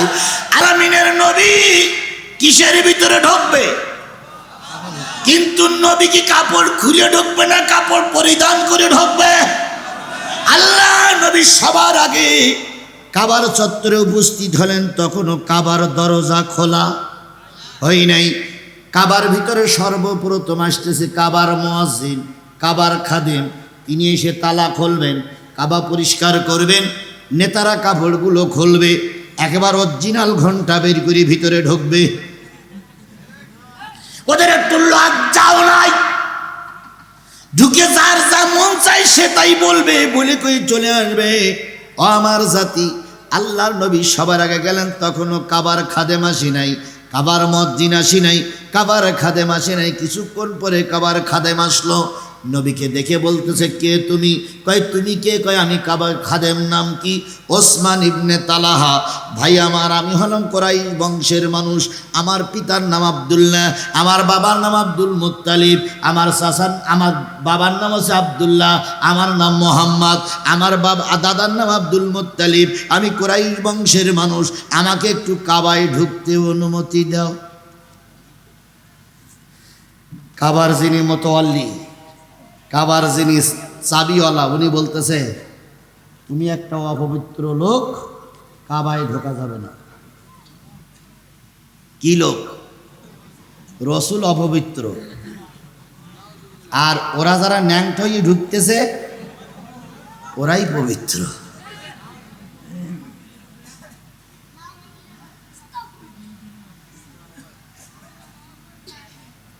আজকেও তাই হচ্ছে। মমতাজের মতন নষ্টা বরষ্টা মেয়েরা জাতীয় সংসদে গান গায়, আর ওরাই হাততালি পায়, আর আল্লামা সাঈদীর মতন লোক জেল খেটে খেটে মরে। ভোটে কেউ ভোট দিতে যায় না, বিনা ভোটে দিনের ভোট রাতে করে ওরাই এমপি হয়, ওরাই ফুলের মালা পরে ময়দানে যায়। আর আল্লামা সাঈদীকে যুদ্ধাপরাধীর মামলা দিয়ে 13টা বছর জেল খাটায় ওরা। কথা ঠিক না বে ঠিক? আর একটু জোরে বলতে হবে, ঠিক না বে ঠিক? ভুল বুঝবেন না, উল্টো বুঝবেন না, উল্টো বোঝার কোনো সুযোগ নাই। আমি সবাইকে বক্তা নয়, আমাকে ডেকে এনেছেন কি বলার জন্য? আরো জোরে বলেন, কি বলার জন্য? রাজনীতি করার জন্য আপনারা আমাকে ডেকে আনেন নাই, আমি রাজনীতির দিকে যাব না। তবে যদি আবু জেহেল, যদি মুহাম্মাদের আলোচনা আসে, আবু জেহেলের আলোচনা আসবেই। যদি মুসার আলোচনা আসে, ফিরাউনের আলোচনা আসবে। যদি সংস্কার আন্দোলনের কথা আসে, বিগত 18 বছরের ফ্যাসিস্ট ফিরাউন ভট্টরদের কথাও আসবে।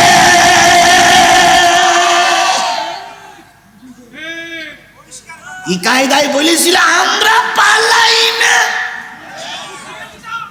আমরা পালানো জাত নই, শেখ হাসিনা পালাই না।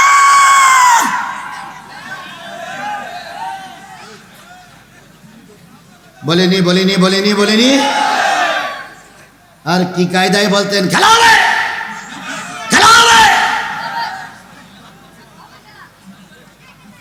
ভালো হয়ে যাও মাসুদ তুমি, এ কথাকে বলবে আর পালিয়ে গেছে কাদের, কেউ জানে না খবর তার, ভালো হয়ে যা। ফখরুল সাহেব আপনার বাসায় কাদের গেছেননি, ঠাকুর গায়ের বাসায় আপনি থাকতে তাও যে।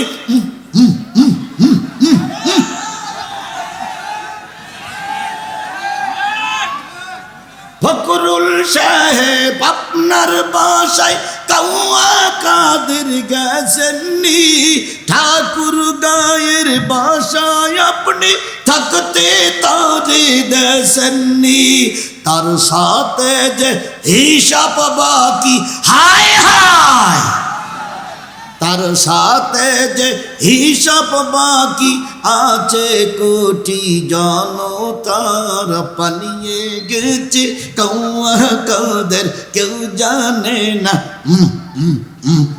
খবর তার, ভালো হয়ে যা।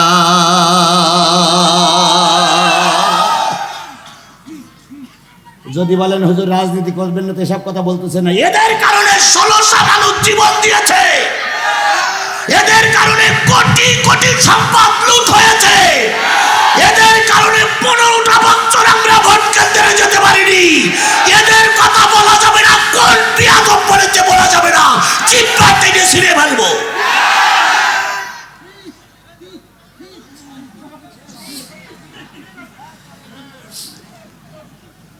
আল্লাহ আমাদের ধৈর্যের সঙ্গে মোকাবেলা করার তৌফিক দান করুক। আরো জোরে বলেন আমিন, আরো জোরে আমিন। খারাপ লাগতেছে? চলবে তো? বাস, মহা বিপদে আছি আমি। কারণ আপনারা যদি এইভাবে হুঙ্কার দিতে থাকেন চলবে চলবে, তাহলে তো আমার শেষ করা যাবে না। আমি মহা বিপদে আছি ভাই। আল্লাহ আমাদের শেষ মোনাজাত পর্যন্ত কবুল করুক। সকলে মিলে বলুন আমিন। আমার ভাইয়েরা, নবীকে বললেন তুমি অপবিত্র, মনে আছে তো? মনে আছে তো? আবার ভিতরে ঢোকা যাবে না, কারণ তুমি কি। আর যারা আসতেছে এরা সব কি করে ঢুকবে? ন্যাংটা হয়ে ঢুকবে, ওরাই হলে পবিত্র। আর আমার নবীর লজ্জাস্থান জীবনে কেউ দেখতে পাইনি। মনে হয় ওনাকে কি বলতেছে, আল্লাহ সম্মানের পাগড়ি পরাইয়া, সম্মানের ফুলদানি দিয়ে, সম্মানের মর্যাদা দিয়ে তাদের ঘরে ফিরাইয়া দিয়েছে। নবীজি দূরে বসে বসে দেখলেন প্রথম আবু জেহেল আসলো। নবীজি যেই বলতে, চাচা আসসালামু আলাইকুম। ওয়ালাইকুম আসসালাম। ওয়ালাইকুম আসসালাম। কি হয়েছে? আমি একটু কাবায় ঢুকবো। কাবায় ঢুকবা? আমি এদেশের সরকার প্রধান, আমার বিরুদ্ধে তুমি অনেক জায়গায় কথা বলেছ, হবে না, যাও। নবীজি কষ্ট পাইলেন কিন্তু ভেঙে পড়লেন না।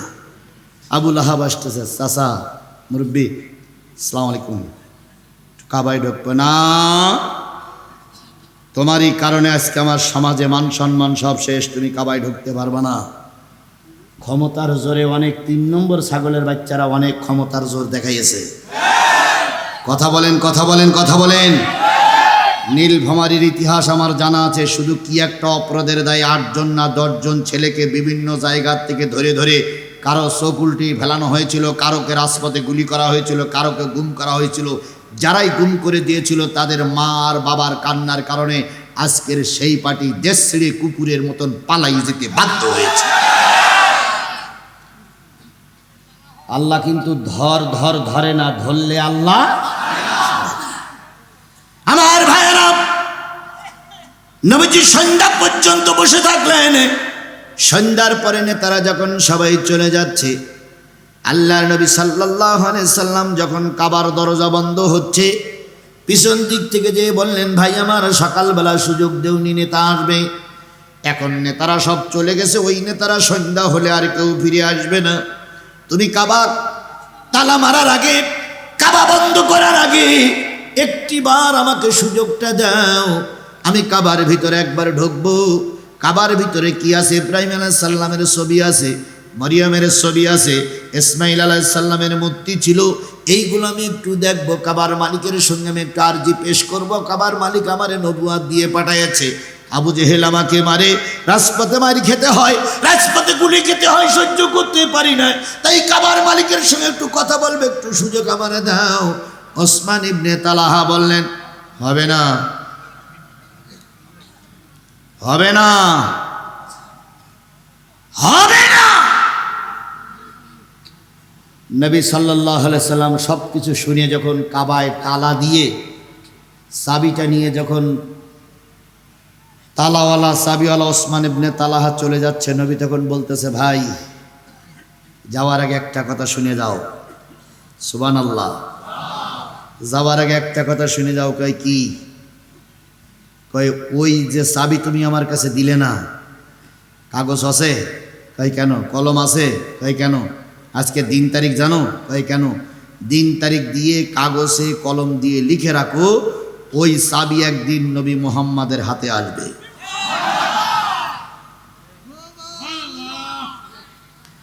ওই কাবার চাবি একদিন নবী মুহাম্মাদের হাতে আসবে।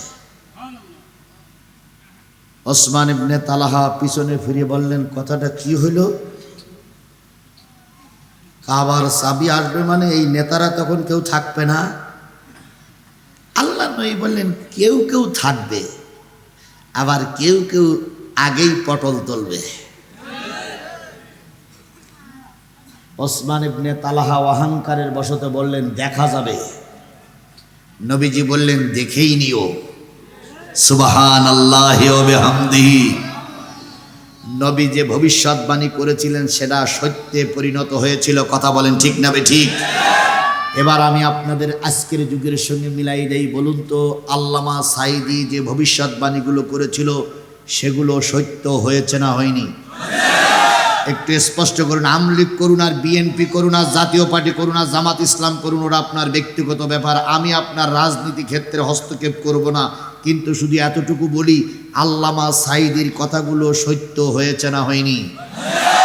আল্লামা সাঈদী গ্রেপ্তার হওয়ার আগে বলেছিলেন, উত্তর গগনে কালো মেঘ জমেছে, ঝড়ের পূর্বাভাস লক্ষ্য করছি, যদি শক্ত হাতে মোকাবেলা করতে না পারো, এমন আমাবস্যার আধার নেমে আসবে যার সবে সাদেক বলিনি। উনি তার কিছুদিন পরে গ্রেপ্তার হয়ে গেলেন। 15.5 বৎসর এই জগদ্দল পাথর আমাদের মাথার পরে চেপেছিল, কোনো কায়দায় সরানো যায়নি। মিছিল করে, মিটিং করে, জনসভা করে, রাজনীতি করে, ময়দানে মিছিল করে তাদেরকে সরানো যায়নি। তাহলে আল্লামা সাঈদীর কথা কাজে লেগেছে না লেগেনি?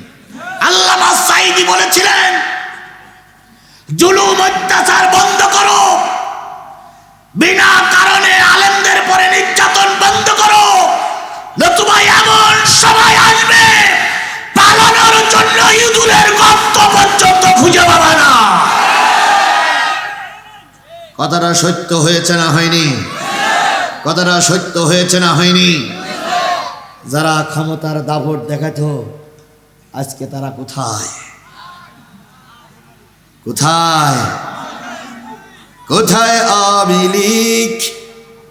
কোথায় কাদের কাকা? কোথায় গেল ওই জালিমের গরম গরম কথা? ঠিক আছে, ঠিক আছে। আমরা কয় সাল পর্যন্ত থাকবো? আবার 2-1 জন মুখ ফিসকে বলি, 71 সাল। এখনো 41 সাল আসার অনেক বাকি, তার আগে সবাই পালায়ে গেছে।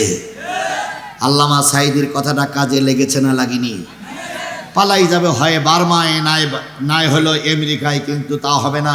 আল্লামা সাঈদী বলেছিলেন আমাদেরকে মৌলবাদ মৌলবাদ বলে গালিগালাজ করো না, 12 কোটি মৌলবাদ আছে গাছের গোড়ায়। কি বলিনি? আরে আপনারা সাঈদের না কেন সমাজ আপনারা শোনেননি? আল্লামা সাঈদী বলেনি যে 12 কোটি আছে গাছের কি, আর তোমরা আছো কিছু আগাবাদী গাছের আগায়। বেশি লম্প সম্পদে বানা, 12 কোটি মানুষ গাছের গোড়া ধরে নাড়া দেবে। মামুর বাড়ি দিল্লি যেয়ে পড়বা, কিয়ামতের আগে আর আসতে পারবা না। একথা কি আমার না সাঈদীর? একটুখানি নাড়া দিল আর পড়বে না পড়বে, সে মামুর বাড়ি গিয়ে পড়ল। আমেরিকায় যদি দিত তাহলে বলতাম সাঈদীর কথা খাটিনি, মায়ানমারে যদি দিত তাহলে বলতাম সাঈদীর কথা খাটিনি, কিন্তু সাঈদীর সেই যে কথা সেই কথাই কাজে লেগেছে। কথা বলেন। এখন এখানে এসে লাভ দবাদবি করতেছো, একবার ভেবে দেখো তোমার মা চলে গেছে, তোমাদেরকে বিপদে ফেলাই রেখে গেছে। যে মা তার সন্তানকে বিপদে ফেলে রেখে পালিয়ে যায়, ও মা নামের কলঙ্ক। গাই গরু চলে গেছে আর বাছুর এখান থেকে হাম্বা।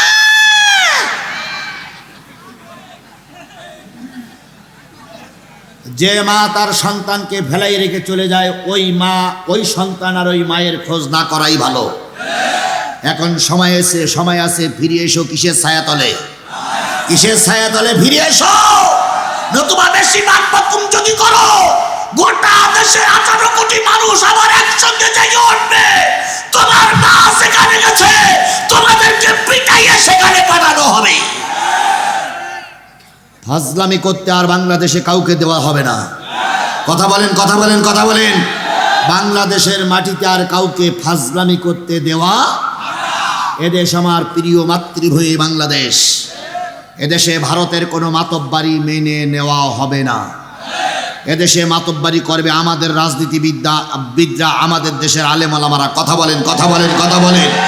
সুতরাং বিশাল জনতার কাছে আমার একটি আহ্বান, গোটা বাংলাদেশ সফর করে আমার যা আইডিয়া হয়েছে, আমার যা কাণ্ডজ্ঞান, আমার যা মেসেজ এসেছে, যদি এই অবস্থা বিরাজমান থাকে, আরেকটা সুষ্ঠু নির্বাচনের মাধ্যমে এদেশে যদি সরকার গঠিত হয়, আমার 100% বিশ্বাস আগামী সংসদ হবে টুপিওয়ালাদের সংসদ।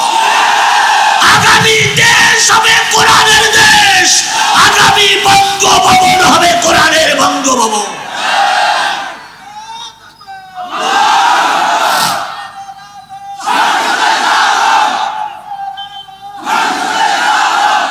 আল্লাহ আমাদের সেই সমাজটা দেখার তৌফিক দান করুক। আরো জোরে বলেন আমিন। আরো জোরে আমিন। আল্লাহ নবী বললেন, ওসমান ইবনে তালহা, কাগজ কলমে লিখে রাখো, চাবি একদিন আমার হাতে আসবে। ওসমান ইবনে তালহা বললেন, সেদিন কি ওই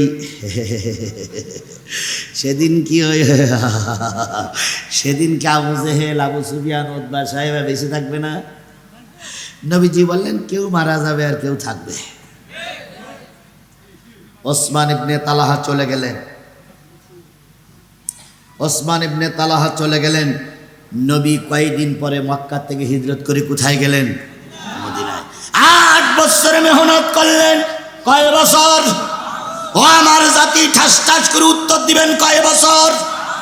8 বছর মেহনত করার পর 8ম হিজরি সনে পবিত্র রমজান মাসে 10,000 মুজাহিদ নিয়ে আল্লাহ রসুল মক্কা বিজয় করে ফেললে। কয় বছর গেল?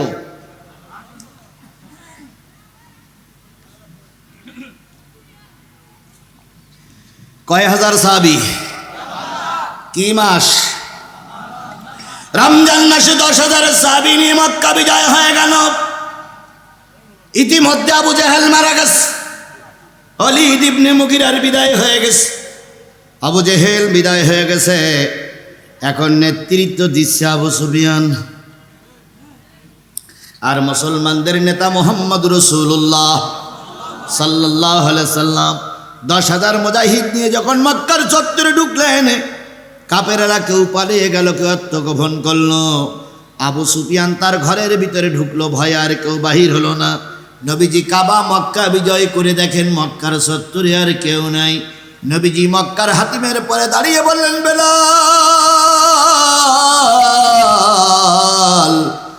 আজান দাও। 8টা বছর দিলের ভিতরে এই ব্যথাটা কুড়িয়ে কুড়িয়ে আমাকে খাচ্ছে। 8 বছর আগে ওরা আমাদের কি করতে দেয়নি, ভিতরে ঢুকতে দেয়নি। আজকে আজান দাও, ভিতরে একটু সালাত আদায় করবো। হযরত বেলাল রাদিয়াল্লাহু তাআলা আজান দেবে ভিতরে। নবীর কাছে জিজ্ঞেস করেন, ইয়া রাসূল আজান বাইরে দেব না ভিতরে দেব? নবী বললেন, বেলাল আমাকে ভিতরে ঢুকতে দেয়নি, এই জন্য আজানটা ভিতরেই দাও। বেলাল চলে গেলেন ভিতরে আজান দেওয়ার জন্য। যেয়ে দেখে কাবা এখনো তালা মারা। হই হই রই রই তালা লাগাল কই? কাবায় তালা মারলো কে? সে যে এক চাবিওয়ালা। কাবায় তালা মারলো কে? সে যে এক চাবিওয়ালা, চাবিওয়ালা। কাবায় তালা মারলো কে? সে যে এক চাবিওয়ালা, চাবিওয়ালা। এই কাবার চাবিওয়ালা কই? চাবিওয়ালার পাওয়া যায় না।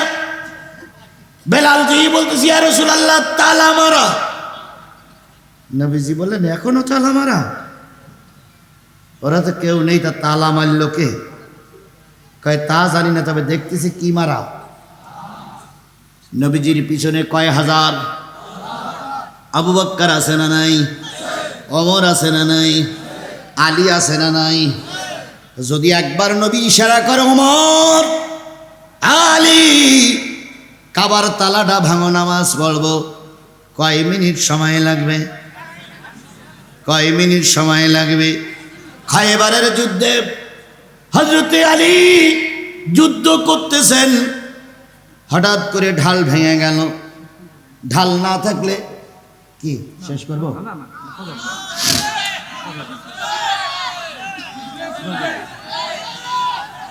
আচ্ছা আচ্ছা আচ্ছা হয়েছে। কথা বললে মন কানে দিক যায়, এই জন্য না, যদি কিছু বলা থাকে লিখিত দেন, আমি সেটা দেখবো, খেয়াল করবো ইনশাল্লাহ। কাবায় তালা মারলো কে? নবী সাল্লাল্লাহু আলাইহি সাল্লাম বললেন, কাবায় কে তালা মারলো? খুঁজে পাওয়া যায় না। বলছিলাম খায়বারের যুদ্ধে আলীর কি ভেঙে গেছে? ঢাল ভেঙে গেছে। যুদ্ধ করতে গেলে 2টা জিনিস লাগে, একটা লাগে ঢাল, আর একটা লাগে হলো তরবারি। খায়বারের যুদ্ধে হযরত আলীর ঢাল ভেঙে গেছে। এখন কাফেরের আক্রমণ করতে আসতেছে। আলী চিন্তা করলেন, ঢাল পাই কই? ওই খায়বারের দুর্গ, ওই দুর্গই 2টো দরজার কপাট ছিল। একটা একটা কপাটের ওজন 18 মণ করে ওজন।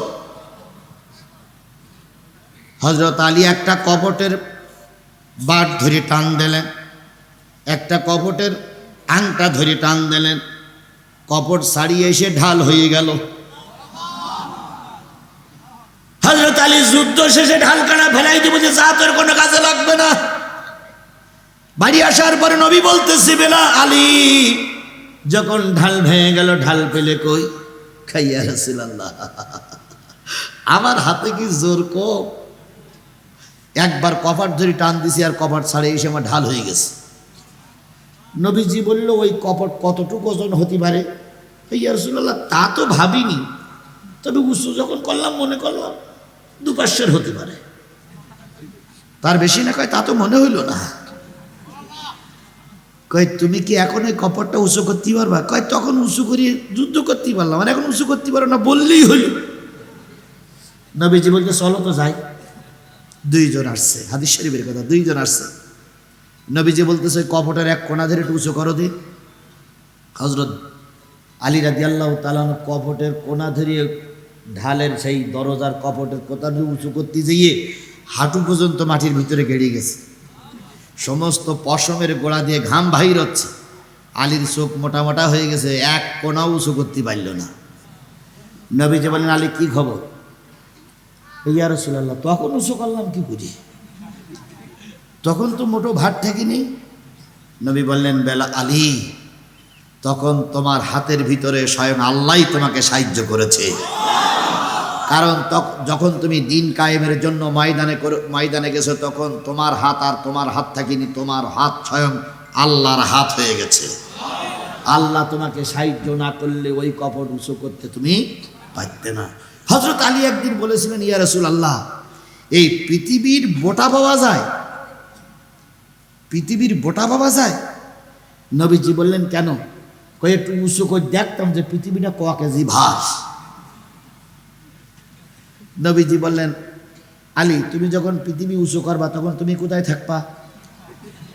বলছে, তাও কথা তো মন্দ না, আমি যখন পৃথিবী উঁচু করবো তখন আমি দাঁড়াবো কোন জায়গায়? সেই আলী পিছনে দাঁড়াইয়া আছে না নাই? আলীর যদি একবার বলে তালা ভাঙ, কয় সেকেন্ড লাগবে? বলতে যতক্ষণ দেরি, ভাঙতে ততক্ষণ দেরি হবে না। হযরত ওমর পিছনে আছে না নাই? খালিদ ইবনে ওয়ালিদ পিছনে আছে না নাই? এগুলো যদি একবার হুকুম করে সঙ্গে সঙ্গে কপাট ছাড়িয়ে যাবে। নবী বললেন, না না না না, তালা ভাঙাটা হলো সন্ত্রাসী কাজ, তালা ভাঙা হলো জঙ্গির কাজ। মুসলমান শান্তি প্রিয়, যদি কেউ তালা না খুলে দেয়, জোর করে কারোর ঘরের তালা ভাঙা যাবে না। তাই যদি বোঝেন, আগে আওয়ামী লীগ আওলারা লোকের দোকান দখল করত, আগে আওয়ামী লীগ আওলারা চাঁদাবাজি করত, আগে আওয়ামী লীগ আওলারা মানুষের জমি জায়গা দখল করত, এখন দেশ স্বাধীনের পরে যদি আমরাই ওই কাজের কাজী হই, তাহলে দেশ স্বাধীন করে লাভটা হলো কি?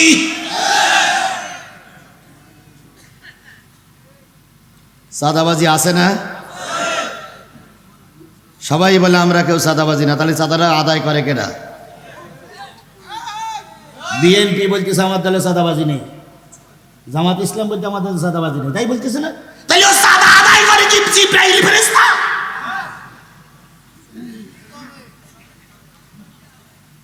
যেই দেশের স্বাধীনতা আনার জন্য 1600, কিন্তু এখনো তো আমি বেঁচে আছি, বেঁচে নাই, বেঁচে নাই। সুতরাং ভয় দেখাবো, অন্য মৌলবী দেখাবো, আমার ভয় দেখাই লাভ নাই। এক মাহফিলে দুই একজন মোটো উঠবে না, এখনো কিন্তু 12টা বাজে না, আমি কিন্তু ঘড়ি দেখতেছি, উঠবে না মোটো। আর যদি ওঠেন তাহলে এখনই মোনাজাত করে দেবো কিন্তু ইনশাল্লাহ। দুই একজন যুবক উঠতে পারে, কিন্তু বুড়ো মানুষ ওঠে কি করে?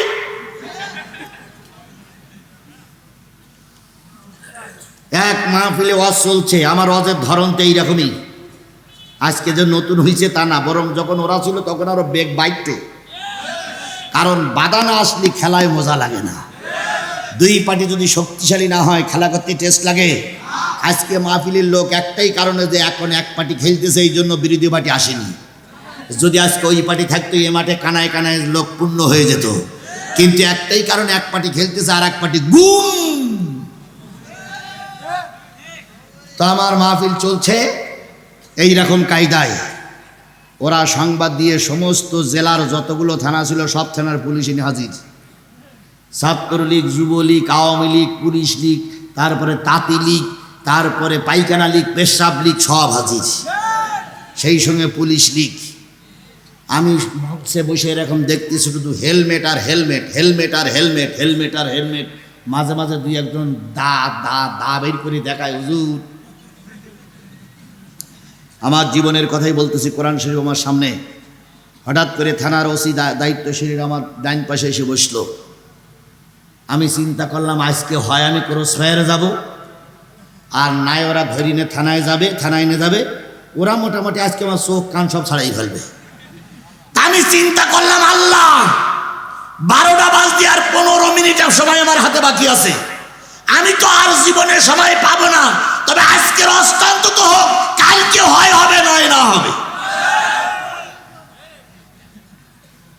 বাংলাদেশ ইসলামী ছাত্র শিবিরের ওই থানার সভাপতিরা চিঠি লিখে বলল, হুজুর চারিপাশে সরকার বাহিনীর লোক আপনার ঘিরে ফেলেছে, আজকে বাঁচার কোনো লাইন নেই। এই জেলার সব পুলিশ এসে হাজির। সুতরাং আপনি এখন কি করবেন, আমি যে কি করব বুঝতে পারছি না। তো আপনি ওয়াজ চালাই যান, দেখি আমরা কি করতে পারি।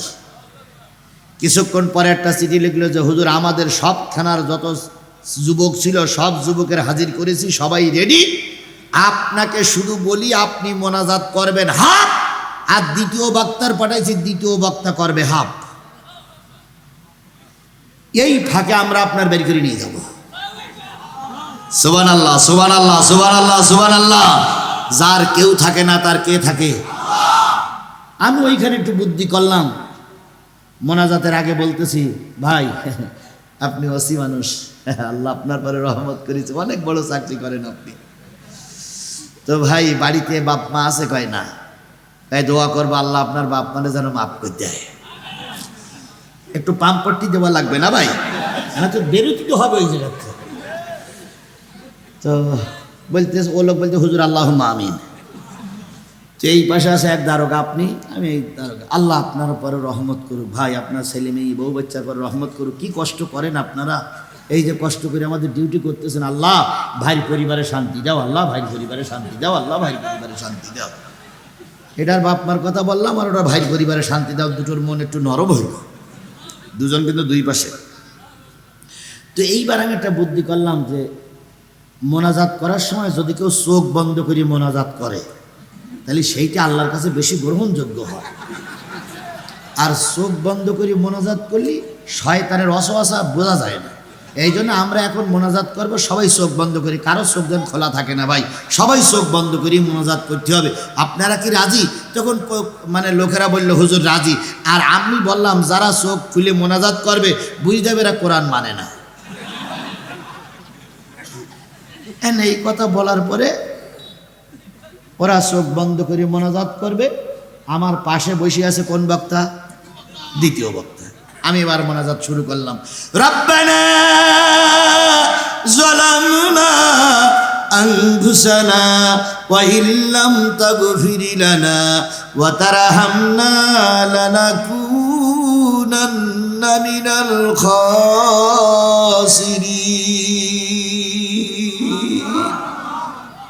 সবার চোখ খোলা না বন্ধ? রব্বির হামহুমা কামা রব্বা না, ওটুক তো আমার না। দ্বিতীয় বক্তা দিয়ে বললাম আপনি এখান থেকে শুরু করুন। ইয়ানি সগীরা ওয়াকুর রব্বির হামহুমা কামা রব্বায়ানি সগীরা। মোনাজাত ধরলাম আমি সালাসে। দ্বিতীয় বক্তা নেতারা সব কি চোখ বন্ধ। ওই ফাঁকে শিবিরের পোলাপান আমাকে নিয়ে দৌড়ি আর দৌড়ি।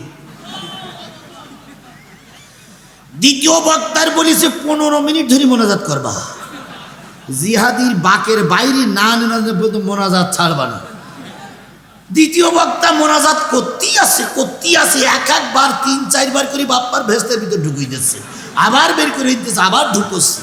কারণ মোনাজাত আর কতক্ষণ চলে, ভিতরে নেই, তাও খুঁজে খুঁজে আনতেছে।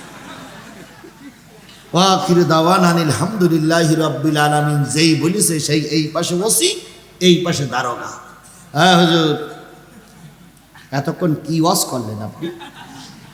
আপনার কি এই ওয়াজ করার জন্য কমিটি আপনার ডেকে নিয়ে আসলো? আপনি তো ওয়াজ করেনি, সব রাজনীতির কথাবার্তা বলে গেলেন। কেন এসব না বললে হয় না? চলেন এসপি সাহেব আপনার ডেকেস। তা দ্বিতীয় বক্তা বলছে কারে কি বলতেছেন আপনি? কার সঙ্গে আপনি তর্ক করতেছেন? আপনি কার কি বলতেছেন? তা বলতে এতক্ষণ আপনি ওয়াজ করলেন না। কথা কোন বক্তা? সে বক্তার নাম কি? কয় আজিজুল ইসলাম জিহাদি। কয় আপনারা এই ছাত্রলীগের লোকেদেরকে শুনতে গেলেন, আমি কি সেই লোক? শুনতে গেলেন ওদেরকে আমি কি সেই লোক? ভাই আপনারা বলেন আমি কি সেই লোক? তো ছাত্রলীগের লোক বলতে স্যার এই লোক সে লোক না স্যার। ওরে তাহলে সে লোক কেন কানে? সে জিহাদি কেন করে? তো একজন বলছে স্যার যাই না মোনাজাত ধরিছে, আর কিছু লোক দেখলাম হুড়মুড় করে এসে ও লোকের নিয়ে চলে গেল স্যার। তো সে যে কারা স্যার আমরা বলতে পারি না। ওখানে দাঁড়াইয়ে এসপি সাহেবের কাছে ফোন যাচ্ছে, স্যার কি খবর? কয় স্যার এ লোকের ধরা সম্ভব না, আপনি সমস্ত থানার পুলিশ না সমস্ত জেলার পুলিশও যদি নিয়ে আসেন স্যার এ লোকে ধরা যাবে না। তা বলতেছে কেন? কই মোনাজাত ধরল ওই লোক, মোনাজাত শুরু করলো ওই লোক, মোনাজাত শেষ করে দেখি সে লোক আর এখানে নেই। স্যার এ জেন হুজুর স্যার, এ জীবনও ধরা যাবে না স্যার, আমরা পারবো না, পারলে অন্য বাহিনী পাঠান স্যার, আমরা চলে গেলাম। আপনারা তো এই কথাটা শুনে হেসে হেসে কাটালেন, বলেন তো ওই দিনটা আমার জন্য কত কষ্টের ছিল? একবারও হিসেব করে দেখেছেন ওই দিনটা আমার জীবনে কত ঐতিহাসিক দিন ছিল এবং আমার জীবনের কত পরীক্ষার দিন ছিল? সেদিন হাজারো কষ্টের পরও ময়দান ছেড়ে পালাই যায়নি, কথা বলেন ঠিক না বেঠিক? আর সেই দিনই যে সমস্ত হুজুররা কায়া পাল্টাই নরম নরম মস করত, সেই হুজুররা এখন মঞ্চে এসে এমন গরম গরম কথা বলতে শুরু করেছে, দেখলি মনে হয় ওরাই হলো রাজমিস্ত্রি আর আমরা হলাম জোগাড়ি।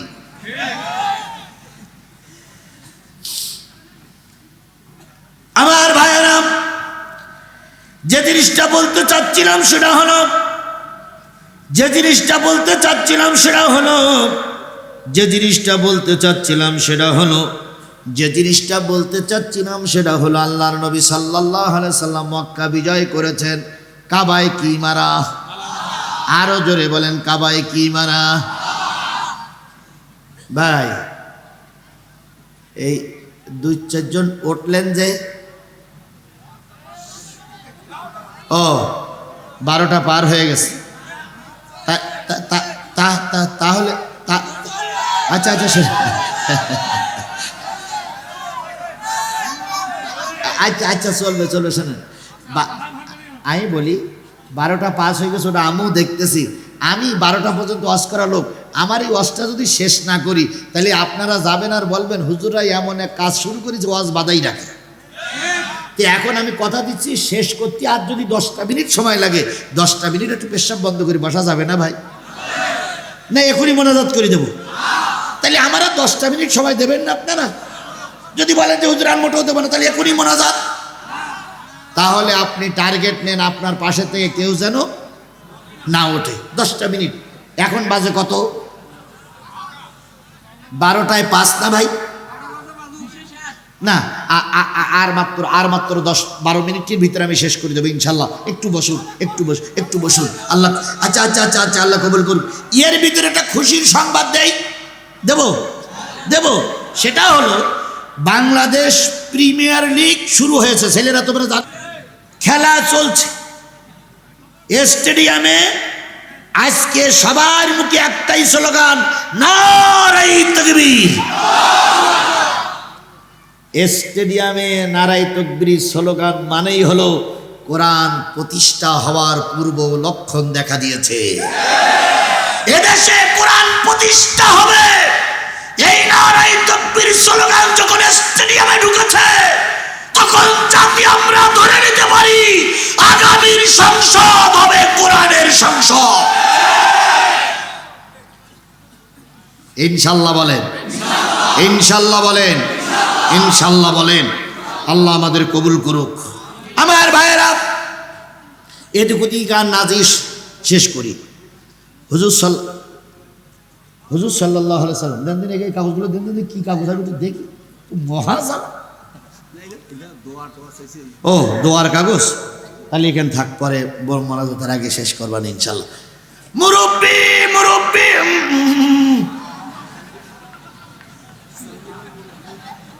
আচ্ছা বলেন ভাই, এতগুলো মানুষের ভিতরে 10টা লোক চলে গেলে মাফের কোনো ক্ষতি? কিন্তু যারা চলে যাচ্ছে তাদের বাপ মা কবরে নেই। আজকে মাহফিল শেষ না, আগামীকালে চলবে। গতকালকের যিনি বক্তা ছিলেন তিনি রংপুরের, আমি বক্তা সাতক্ষীরের, আমি মুসাফির নই। আমার নামে কয়টা মামলার কথা বললাম? আমি 5 দিন গুম ছিলাম, 5 দিন আয়না ঘরে ছিলাম, অসহায় একজন মানুষ আমি। দোয়া করলে আল্লাহ ফিরাই দেবে না। এই জন্য ভাই, বাপ মা কবরে শুয়ে আছে, যখন কবরের পাড়ে যাবেন বাপ মা ডেকে ডেকে বলবে যে অশ্বিনে বাড়ি যাচ্ছে অথচ আমার জন্য দোয়া করলেন না, ওই বাপ মা কিন্তু বদদোয়া করবে। এই জন্য যত তাড়াতাড়ি ছেড়ে দেওয়া যায় ততই আমার লাভ। আপনাদের কাছে ছেড়ে দিতে পারলে আমি পঞ্চগড়ের উদ্দেশ্যে রওনা হব। এই জন্য আমারও মনটা শুধু হু হু হু করতে, ছেড়ে দিতে পারলি দৌড়। এই জন্য আপনাদের আমি ব্যস্ত বেশি, একটু দয়া করে খেয়াল করুন। আসুন আমরা শেষ করি। আমার ভাইয়েরা, নবী সাল্লাল্লাহু আলাইহি সাল্লাম বললেন, বেলাল আজান দাও, তালা মারা। নবীজি বললেন তালা খোলা যাবে না, তালা ভাঙা যাবে না। বেলাল এক কাজ করো, ছাদের পরে উঠে আজান দাও। তো ছাদের পরে উঠবো তো মই নেই, বাসুইও নেই। এখন ছোটবেলায় গল্প শুনতাম, শিয়ালের কাঁঠাল খাতি লোভ হয়েছে। শুনেছিলেন, সত্যকে মিথ্যা জানি না। তো শিয়াল কাঁঠাল পারবে, তা বাসুইও নেই, মই নেই, তাহলে কি করলো? এখন কিভাবে যে নবী কাবার উপরে উঠেছিলেন বেলাল আমার জানা নেই। ওটা ইতিহাসও পাওয়া যায় না, তাফসিরও পাওয়া যায় না। যে কায়দায় হোক বেলাল উপরে উঠেছে কি দেওয়ার জন্য? আল্লাহু আকবার, আল্লাহু আকবার, আল্লাহু আকবার, আল্লাহু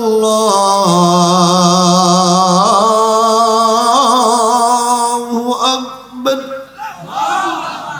আশহাদু আল্লা ইলাহা ইল্লাল্লাহ,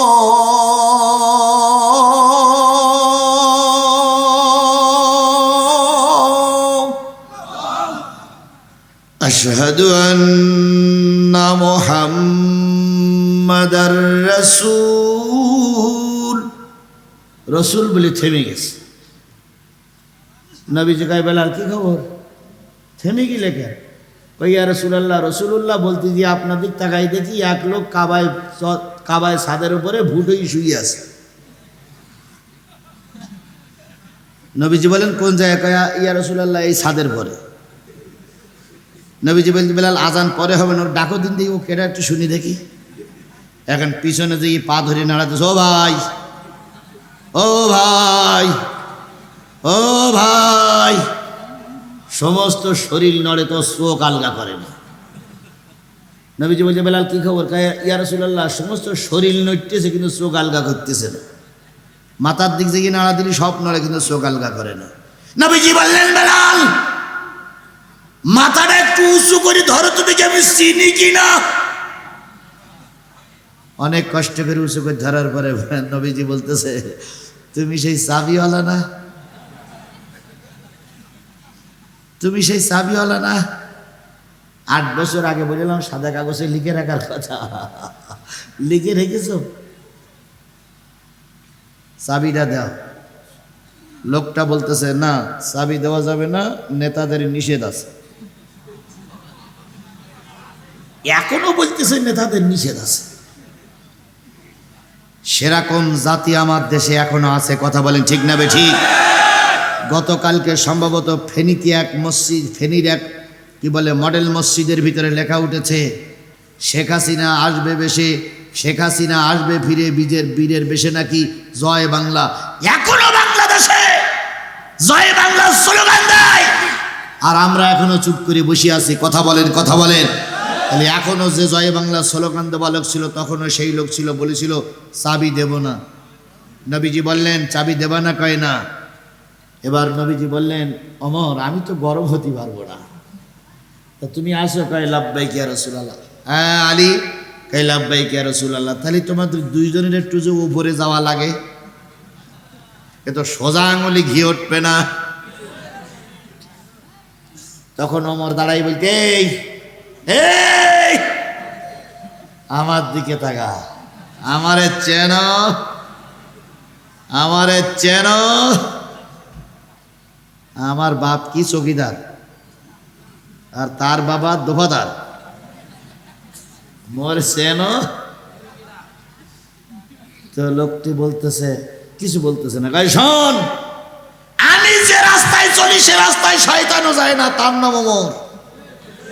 আমি 3 বার শব্দ করব, যদি চাবি না দিস, একদিক থেকে বেলাল উঠবে আর একদিক থেকে আমি উঠবো। তোর একদম আলু হত্যা করি ফেলবো। ওয়াহেদ স্থানে সালা অমনি চাবি বের করে বলতেছেন, ইয়া রাসূলুল্লাহ নেন চাবি নেন। কথায় বলে সত্তর ভক্ত। আল্লাহর নবী তালা খুললেন, তালা খুলে কাবার ভিতরে ঢুকলেন। ঢোকার পরে সমস্ত মূর্তিগুলো কি করে ফেললেন? ভেঙে ফেললেন। কাবা পরিষ্কার করে আল্লাহর নবী সালাত আদায় করলেন। কয় বছর পরে? আরো জোরে বলেন কয় বছর পরে? আরেকটু জোরে বলেন কয় বছর পরে? 8 বছর পরে কাবার ভিতরে তিনি যেয়ে নামাজ আদায় করে শুকরিয়া আদায় করলেন।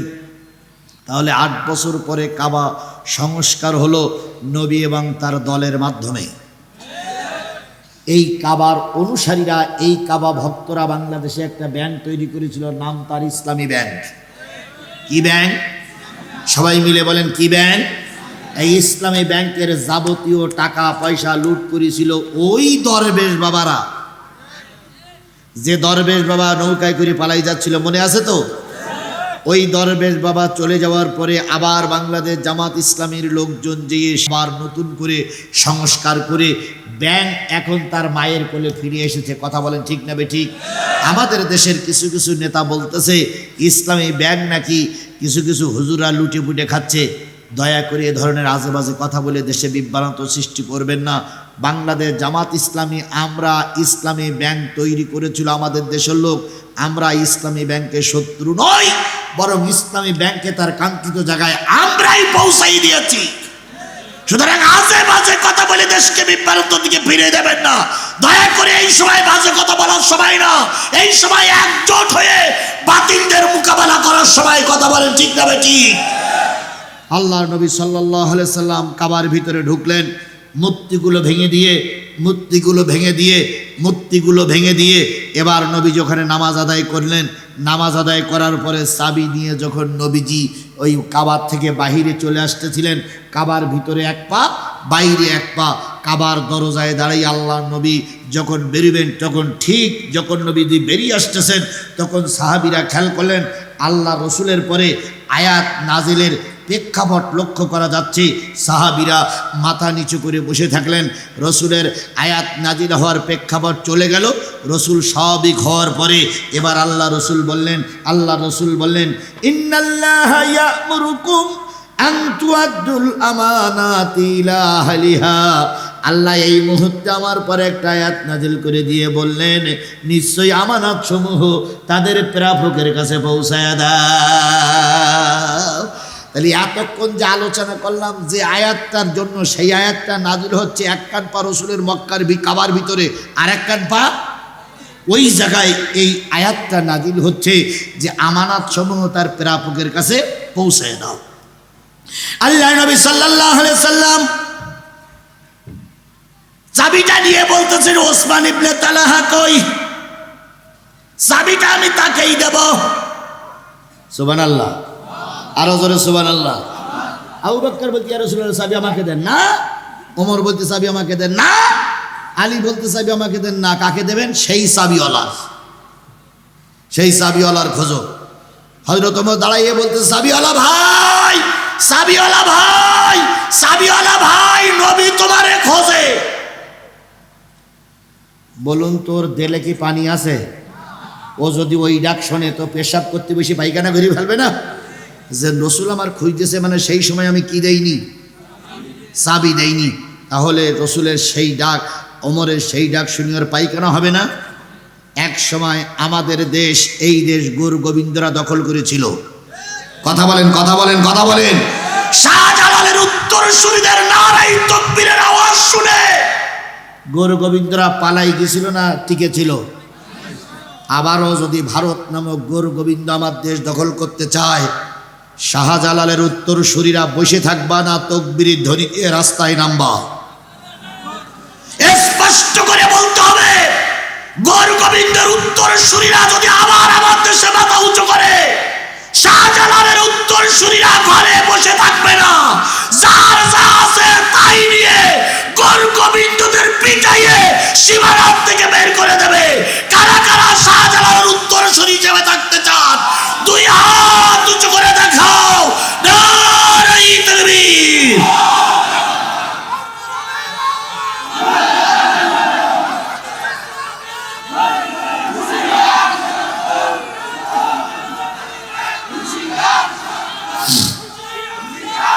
সুতরাং শাহজালালের উত্তরসূরিদের বলি, শাহজালালের উত্তরসূরিদের বলি, শাহজালাল এসেছিল কোরআন নিয়ে, তরবারি নিয়ে।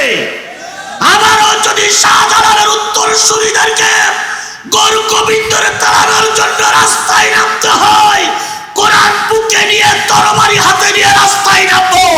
তবু গরু গোবিন্দর কাছে 18 কোটি মুসলমান মাথা নত করবে না, করবে না, করবে না। সেজন্য আমাদের কাজ করা দরকার আছে না নাই? আজকের থেকে আমরা ময়দানে নামবো ইনশাআল্লাহ। যতদিন পর্যন্ত কোরআনের বিজয় না আসে ততদিন পর্যন্ত আমরা ঘরে বসে থাকবো। আল্লাহ আমাদের কবুল করুক। আল্লাহ নবী বললেন যে সেই তালাওয়ালার চাবিওয়ালার ডাকো। ওমর বলতে, চাবিওয়ালা ভাই আসো। চাবিওয়ালা ভাই আসবে? জোরে বলেন আসবে? চাবিওয়ালা ভাই পালাইছে পাহাড়ের পাদদেশে যাইয়ে। জিবরিল এসে বলতেছে, আলীর আর ওমরের পাঠাই দেন, অমুক পাহাড়ের পাদদেশে একটা বাবলা গাছ আছে, বাবলা গাছের গোড়া একটা গর্ত আছে, ওই গর্তে সেই চাবিওয়ালা বসিয়ে আছে। তো ওমর আর আলী গেছে, এই বলছে, ও চাবিওয়ালা ভাই, চাবিওয়ালা ভাই, আমরা কি পাহাড়ের ওপরে উঠবো না তুমি নিচে নামবা? যত বলে ওপরে উঠবো তত মাথা নিচে করে। এখন ওমর আর আলীকে বলতেছ, তুমি যে এই বাবলা গাছের গোড়ায় গর্তে আসো তার রসুল জানে। তখন বেরিয়ে বলতেছে, ভাই আমি সেদিন চাবি দিতে চাইছিলাম কিন্তু ওরা আমার দিতে দেয়নি। ফান্দে পড়িয়া বগা কান্দে রে, ফান্দে পড়িয়া বগা কান্দে রে, বগার এখন 17 মাস মনে বড় হাহুতাস, ওরে ফান্দে পড়িয়া।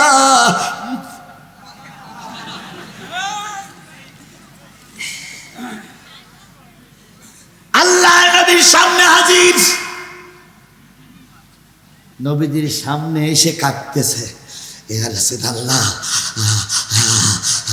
আমি চাবি দিতে চাইছিলাম। নবীজি বললেন, কাফা বন্ধ করো। বন্ধ হয়ে গেল। এই নাও চাবি। সুবহানাল্লাহ বলবেন না? আর একটু জোরে সুবহানাল্লাহ বলবেন না? এই নাও চাবি। ওসমান ইবনে তালহা তখনও কি কালেমা পড়ে মুসলমান হয়েছে? চাবি নাও। তখন কাঁদতেছি, ইয়া রাসূলুল্লাহ আমাকে আল্লাহ লজ্জা দেবেন না। নবী বললেন, ঝরো চাবি। চাবি নিলেন, এটা চুমো খাইলেন, যেহেতু কাবার চাবি কত পবিত্র জিনিস।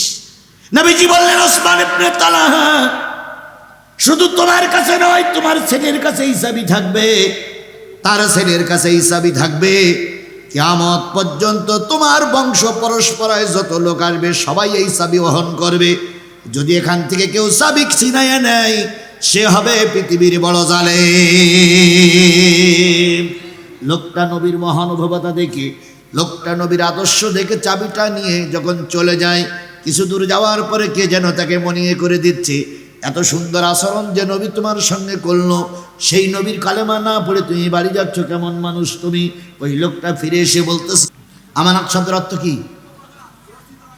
সংরক্ষণ করা, গচ্ছিত রাখা, হেফাজত রাখা, নিরাপত্তা দেওয়া। আমি চশমাটা রশিদ ভাই দিয়ে বললাম, ভাই চশমাটা একটু খারাপ হয়ে গেছে, আপনি একটু মেরামত করে রেখে দেবেন, আমি সামনের বছর এসে নেব। এই যে একটা বছর চশমাটা মেরামত করে রেখে দেওয়ার নাম হলো চশমার আমানত, যারে বলে জামিন। তো জামিন, উনি জামিন হয়েছে আমানত টাকা। ঠিক তদ্রূপ প্রতি 5 বছর অন্তর অন্তর আপনার ভিতরে একটা আমানত আছে, সেই আমানতটা হলো পবিত্র ভোট। কয় বছর অন্তর অন্তর প্রয়োগ করতে হয়? জোরে বলেন, কয় বছর অন্তর অন্তর প্রয়োগ করতে হয়? আল্লাহ বলতেছে, যে ব্যক্তি প্রকৃত হকদার ভোটটা তারে দাও, যে ব্যক্তি এই ভোটের যোগ্য না তারে তোমরা ভোট দিও না। তাহলে এই বিশাল কাফেলার কাছে যদি আমরা বলি গত 3 বছর 3 পিরিয়ড আমরা ভোট দিতে পারিনি, এবছর সামনে নির্বাচন, প্রকৃতপক্ষে যারা হকদার তাকেই আমরা ভোটটা দেব, কার নির্দেশ? আরো জোরে বলেন কার নির্দেশ? তাহলে আজকের এই কোরআনের মাহফিল থেকে হাজারো জনতা শপথ দেব আগামী নির্বাচনে কোরআনের পক্ষে ভোট দেব, কোরআনের বিপক্ষে যারা তাদেরকে আমরা সাপোর্ট করব না। কারা কারা কোরআনের সঙ্গে একমত? 2 হাত উঁচু করে আল্লাহরে দেখান।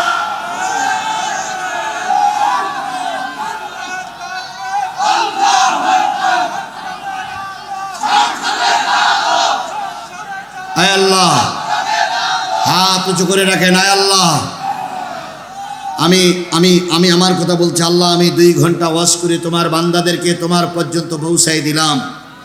দয়া করে বান্দা সবাইকে সহ আমাকে তুমি হেদায়েত নসিব করে দাও।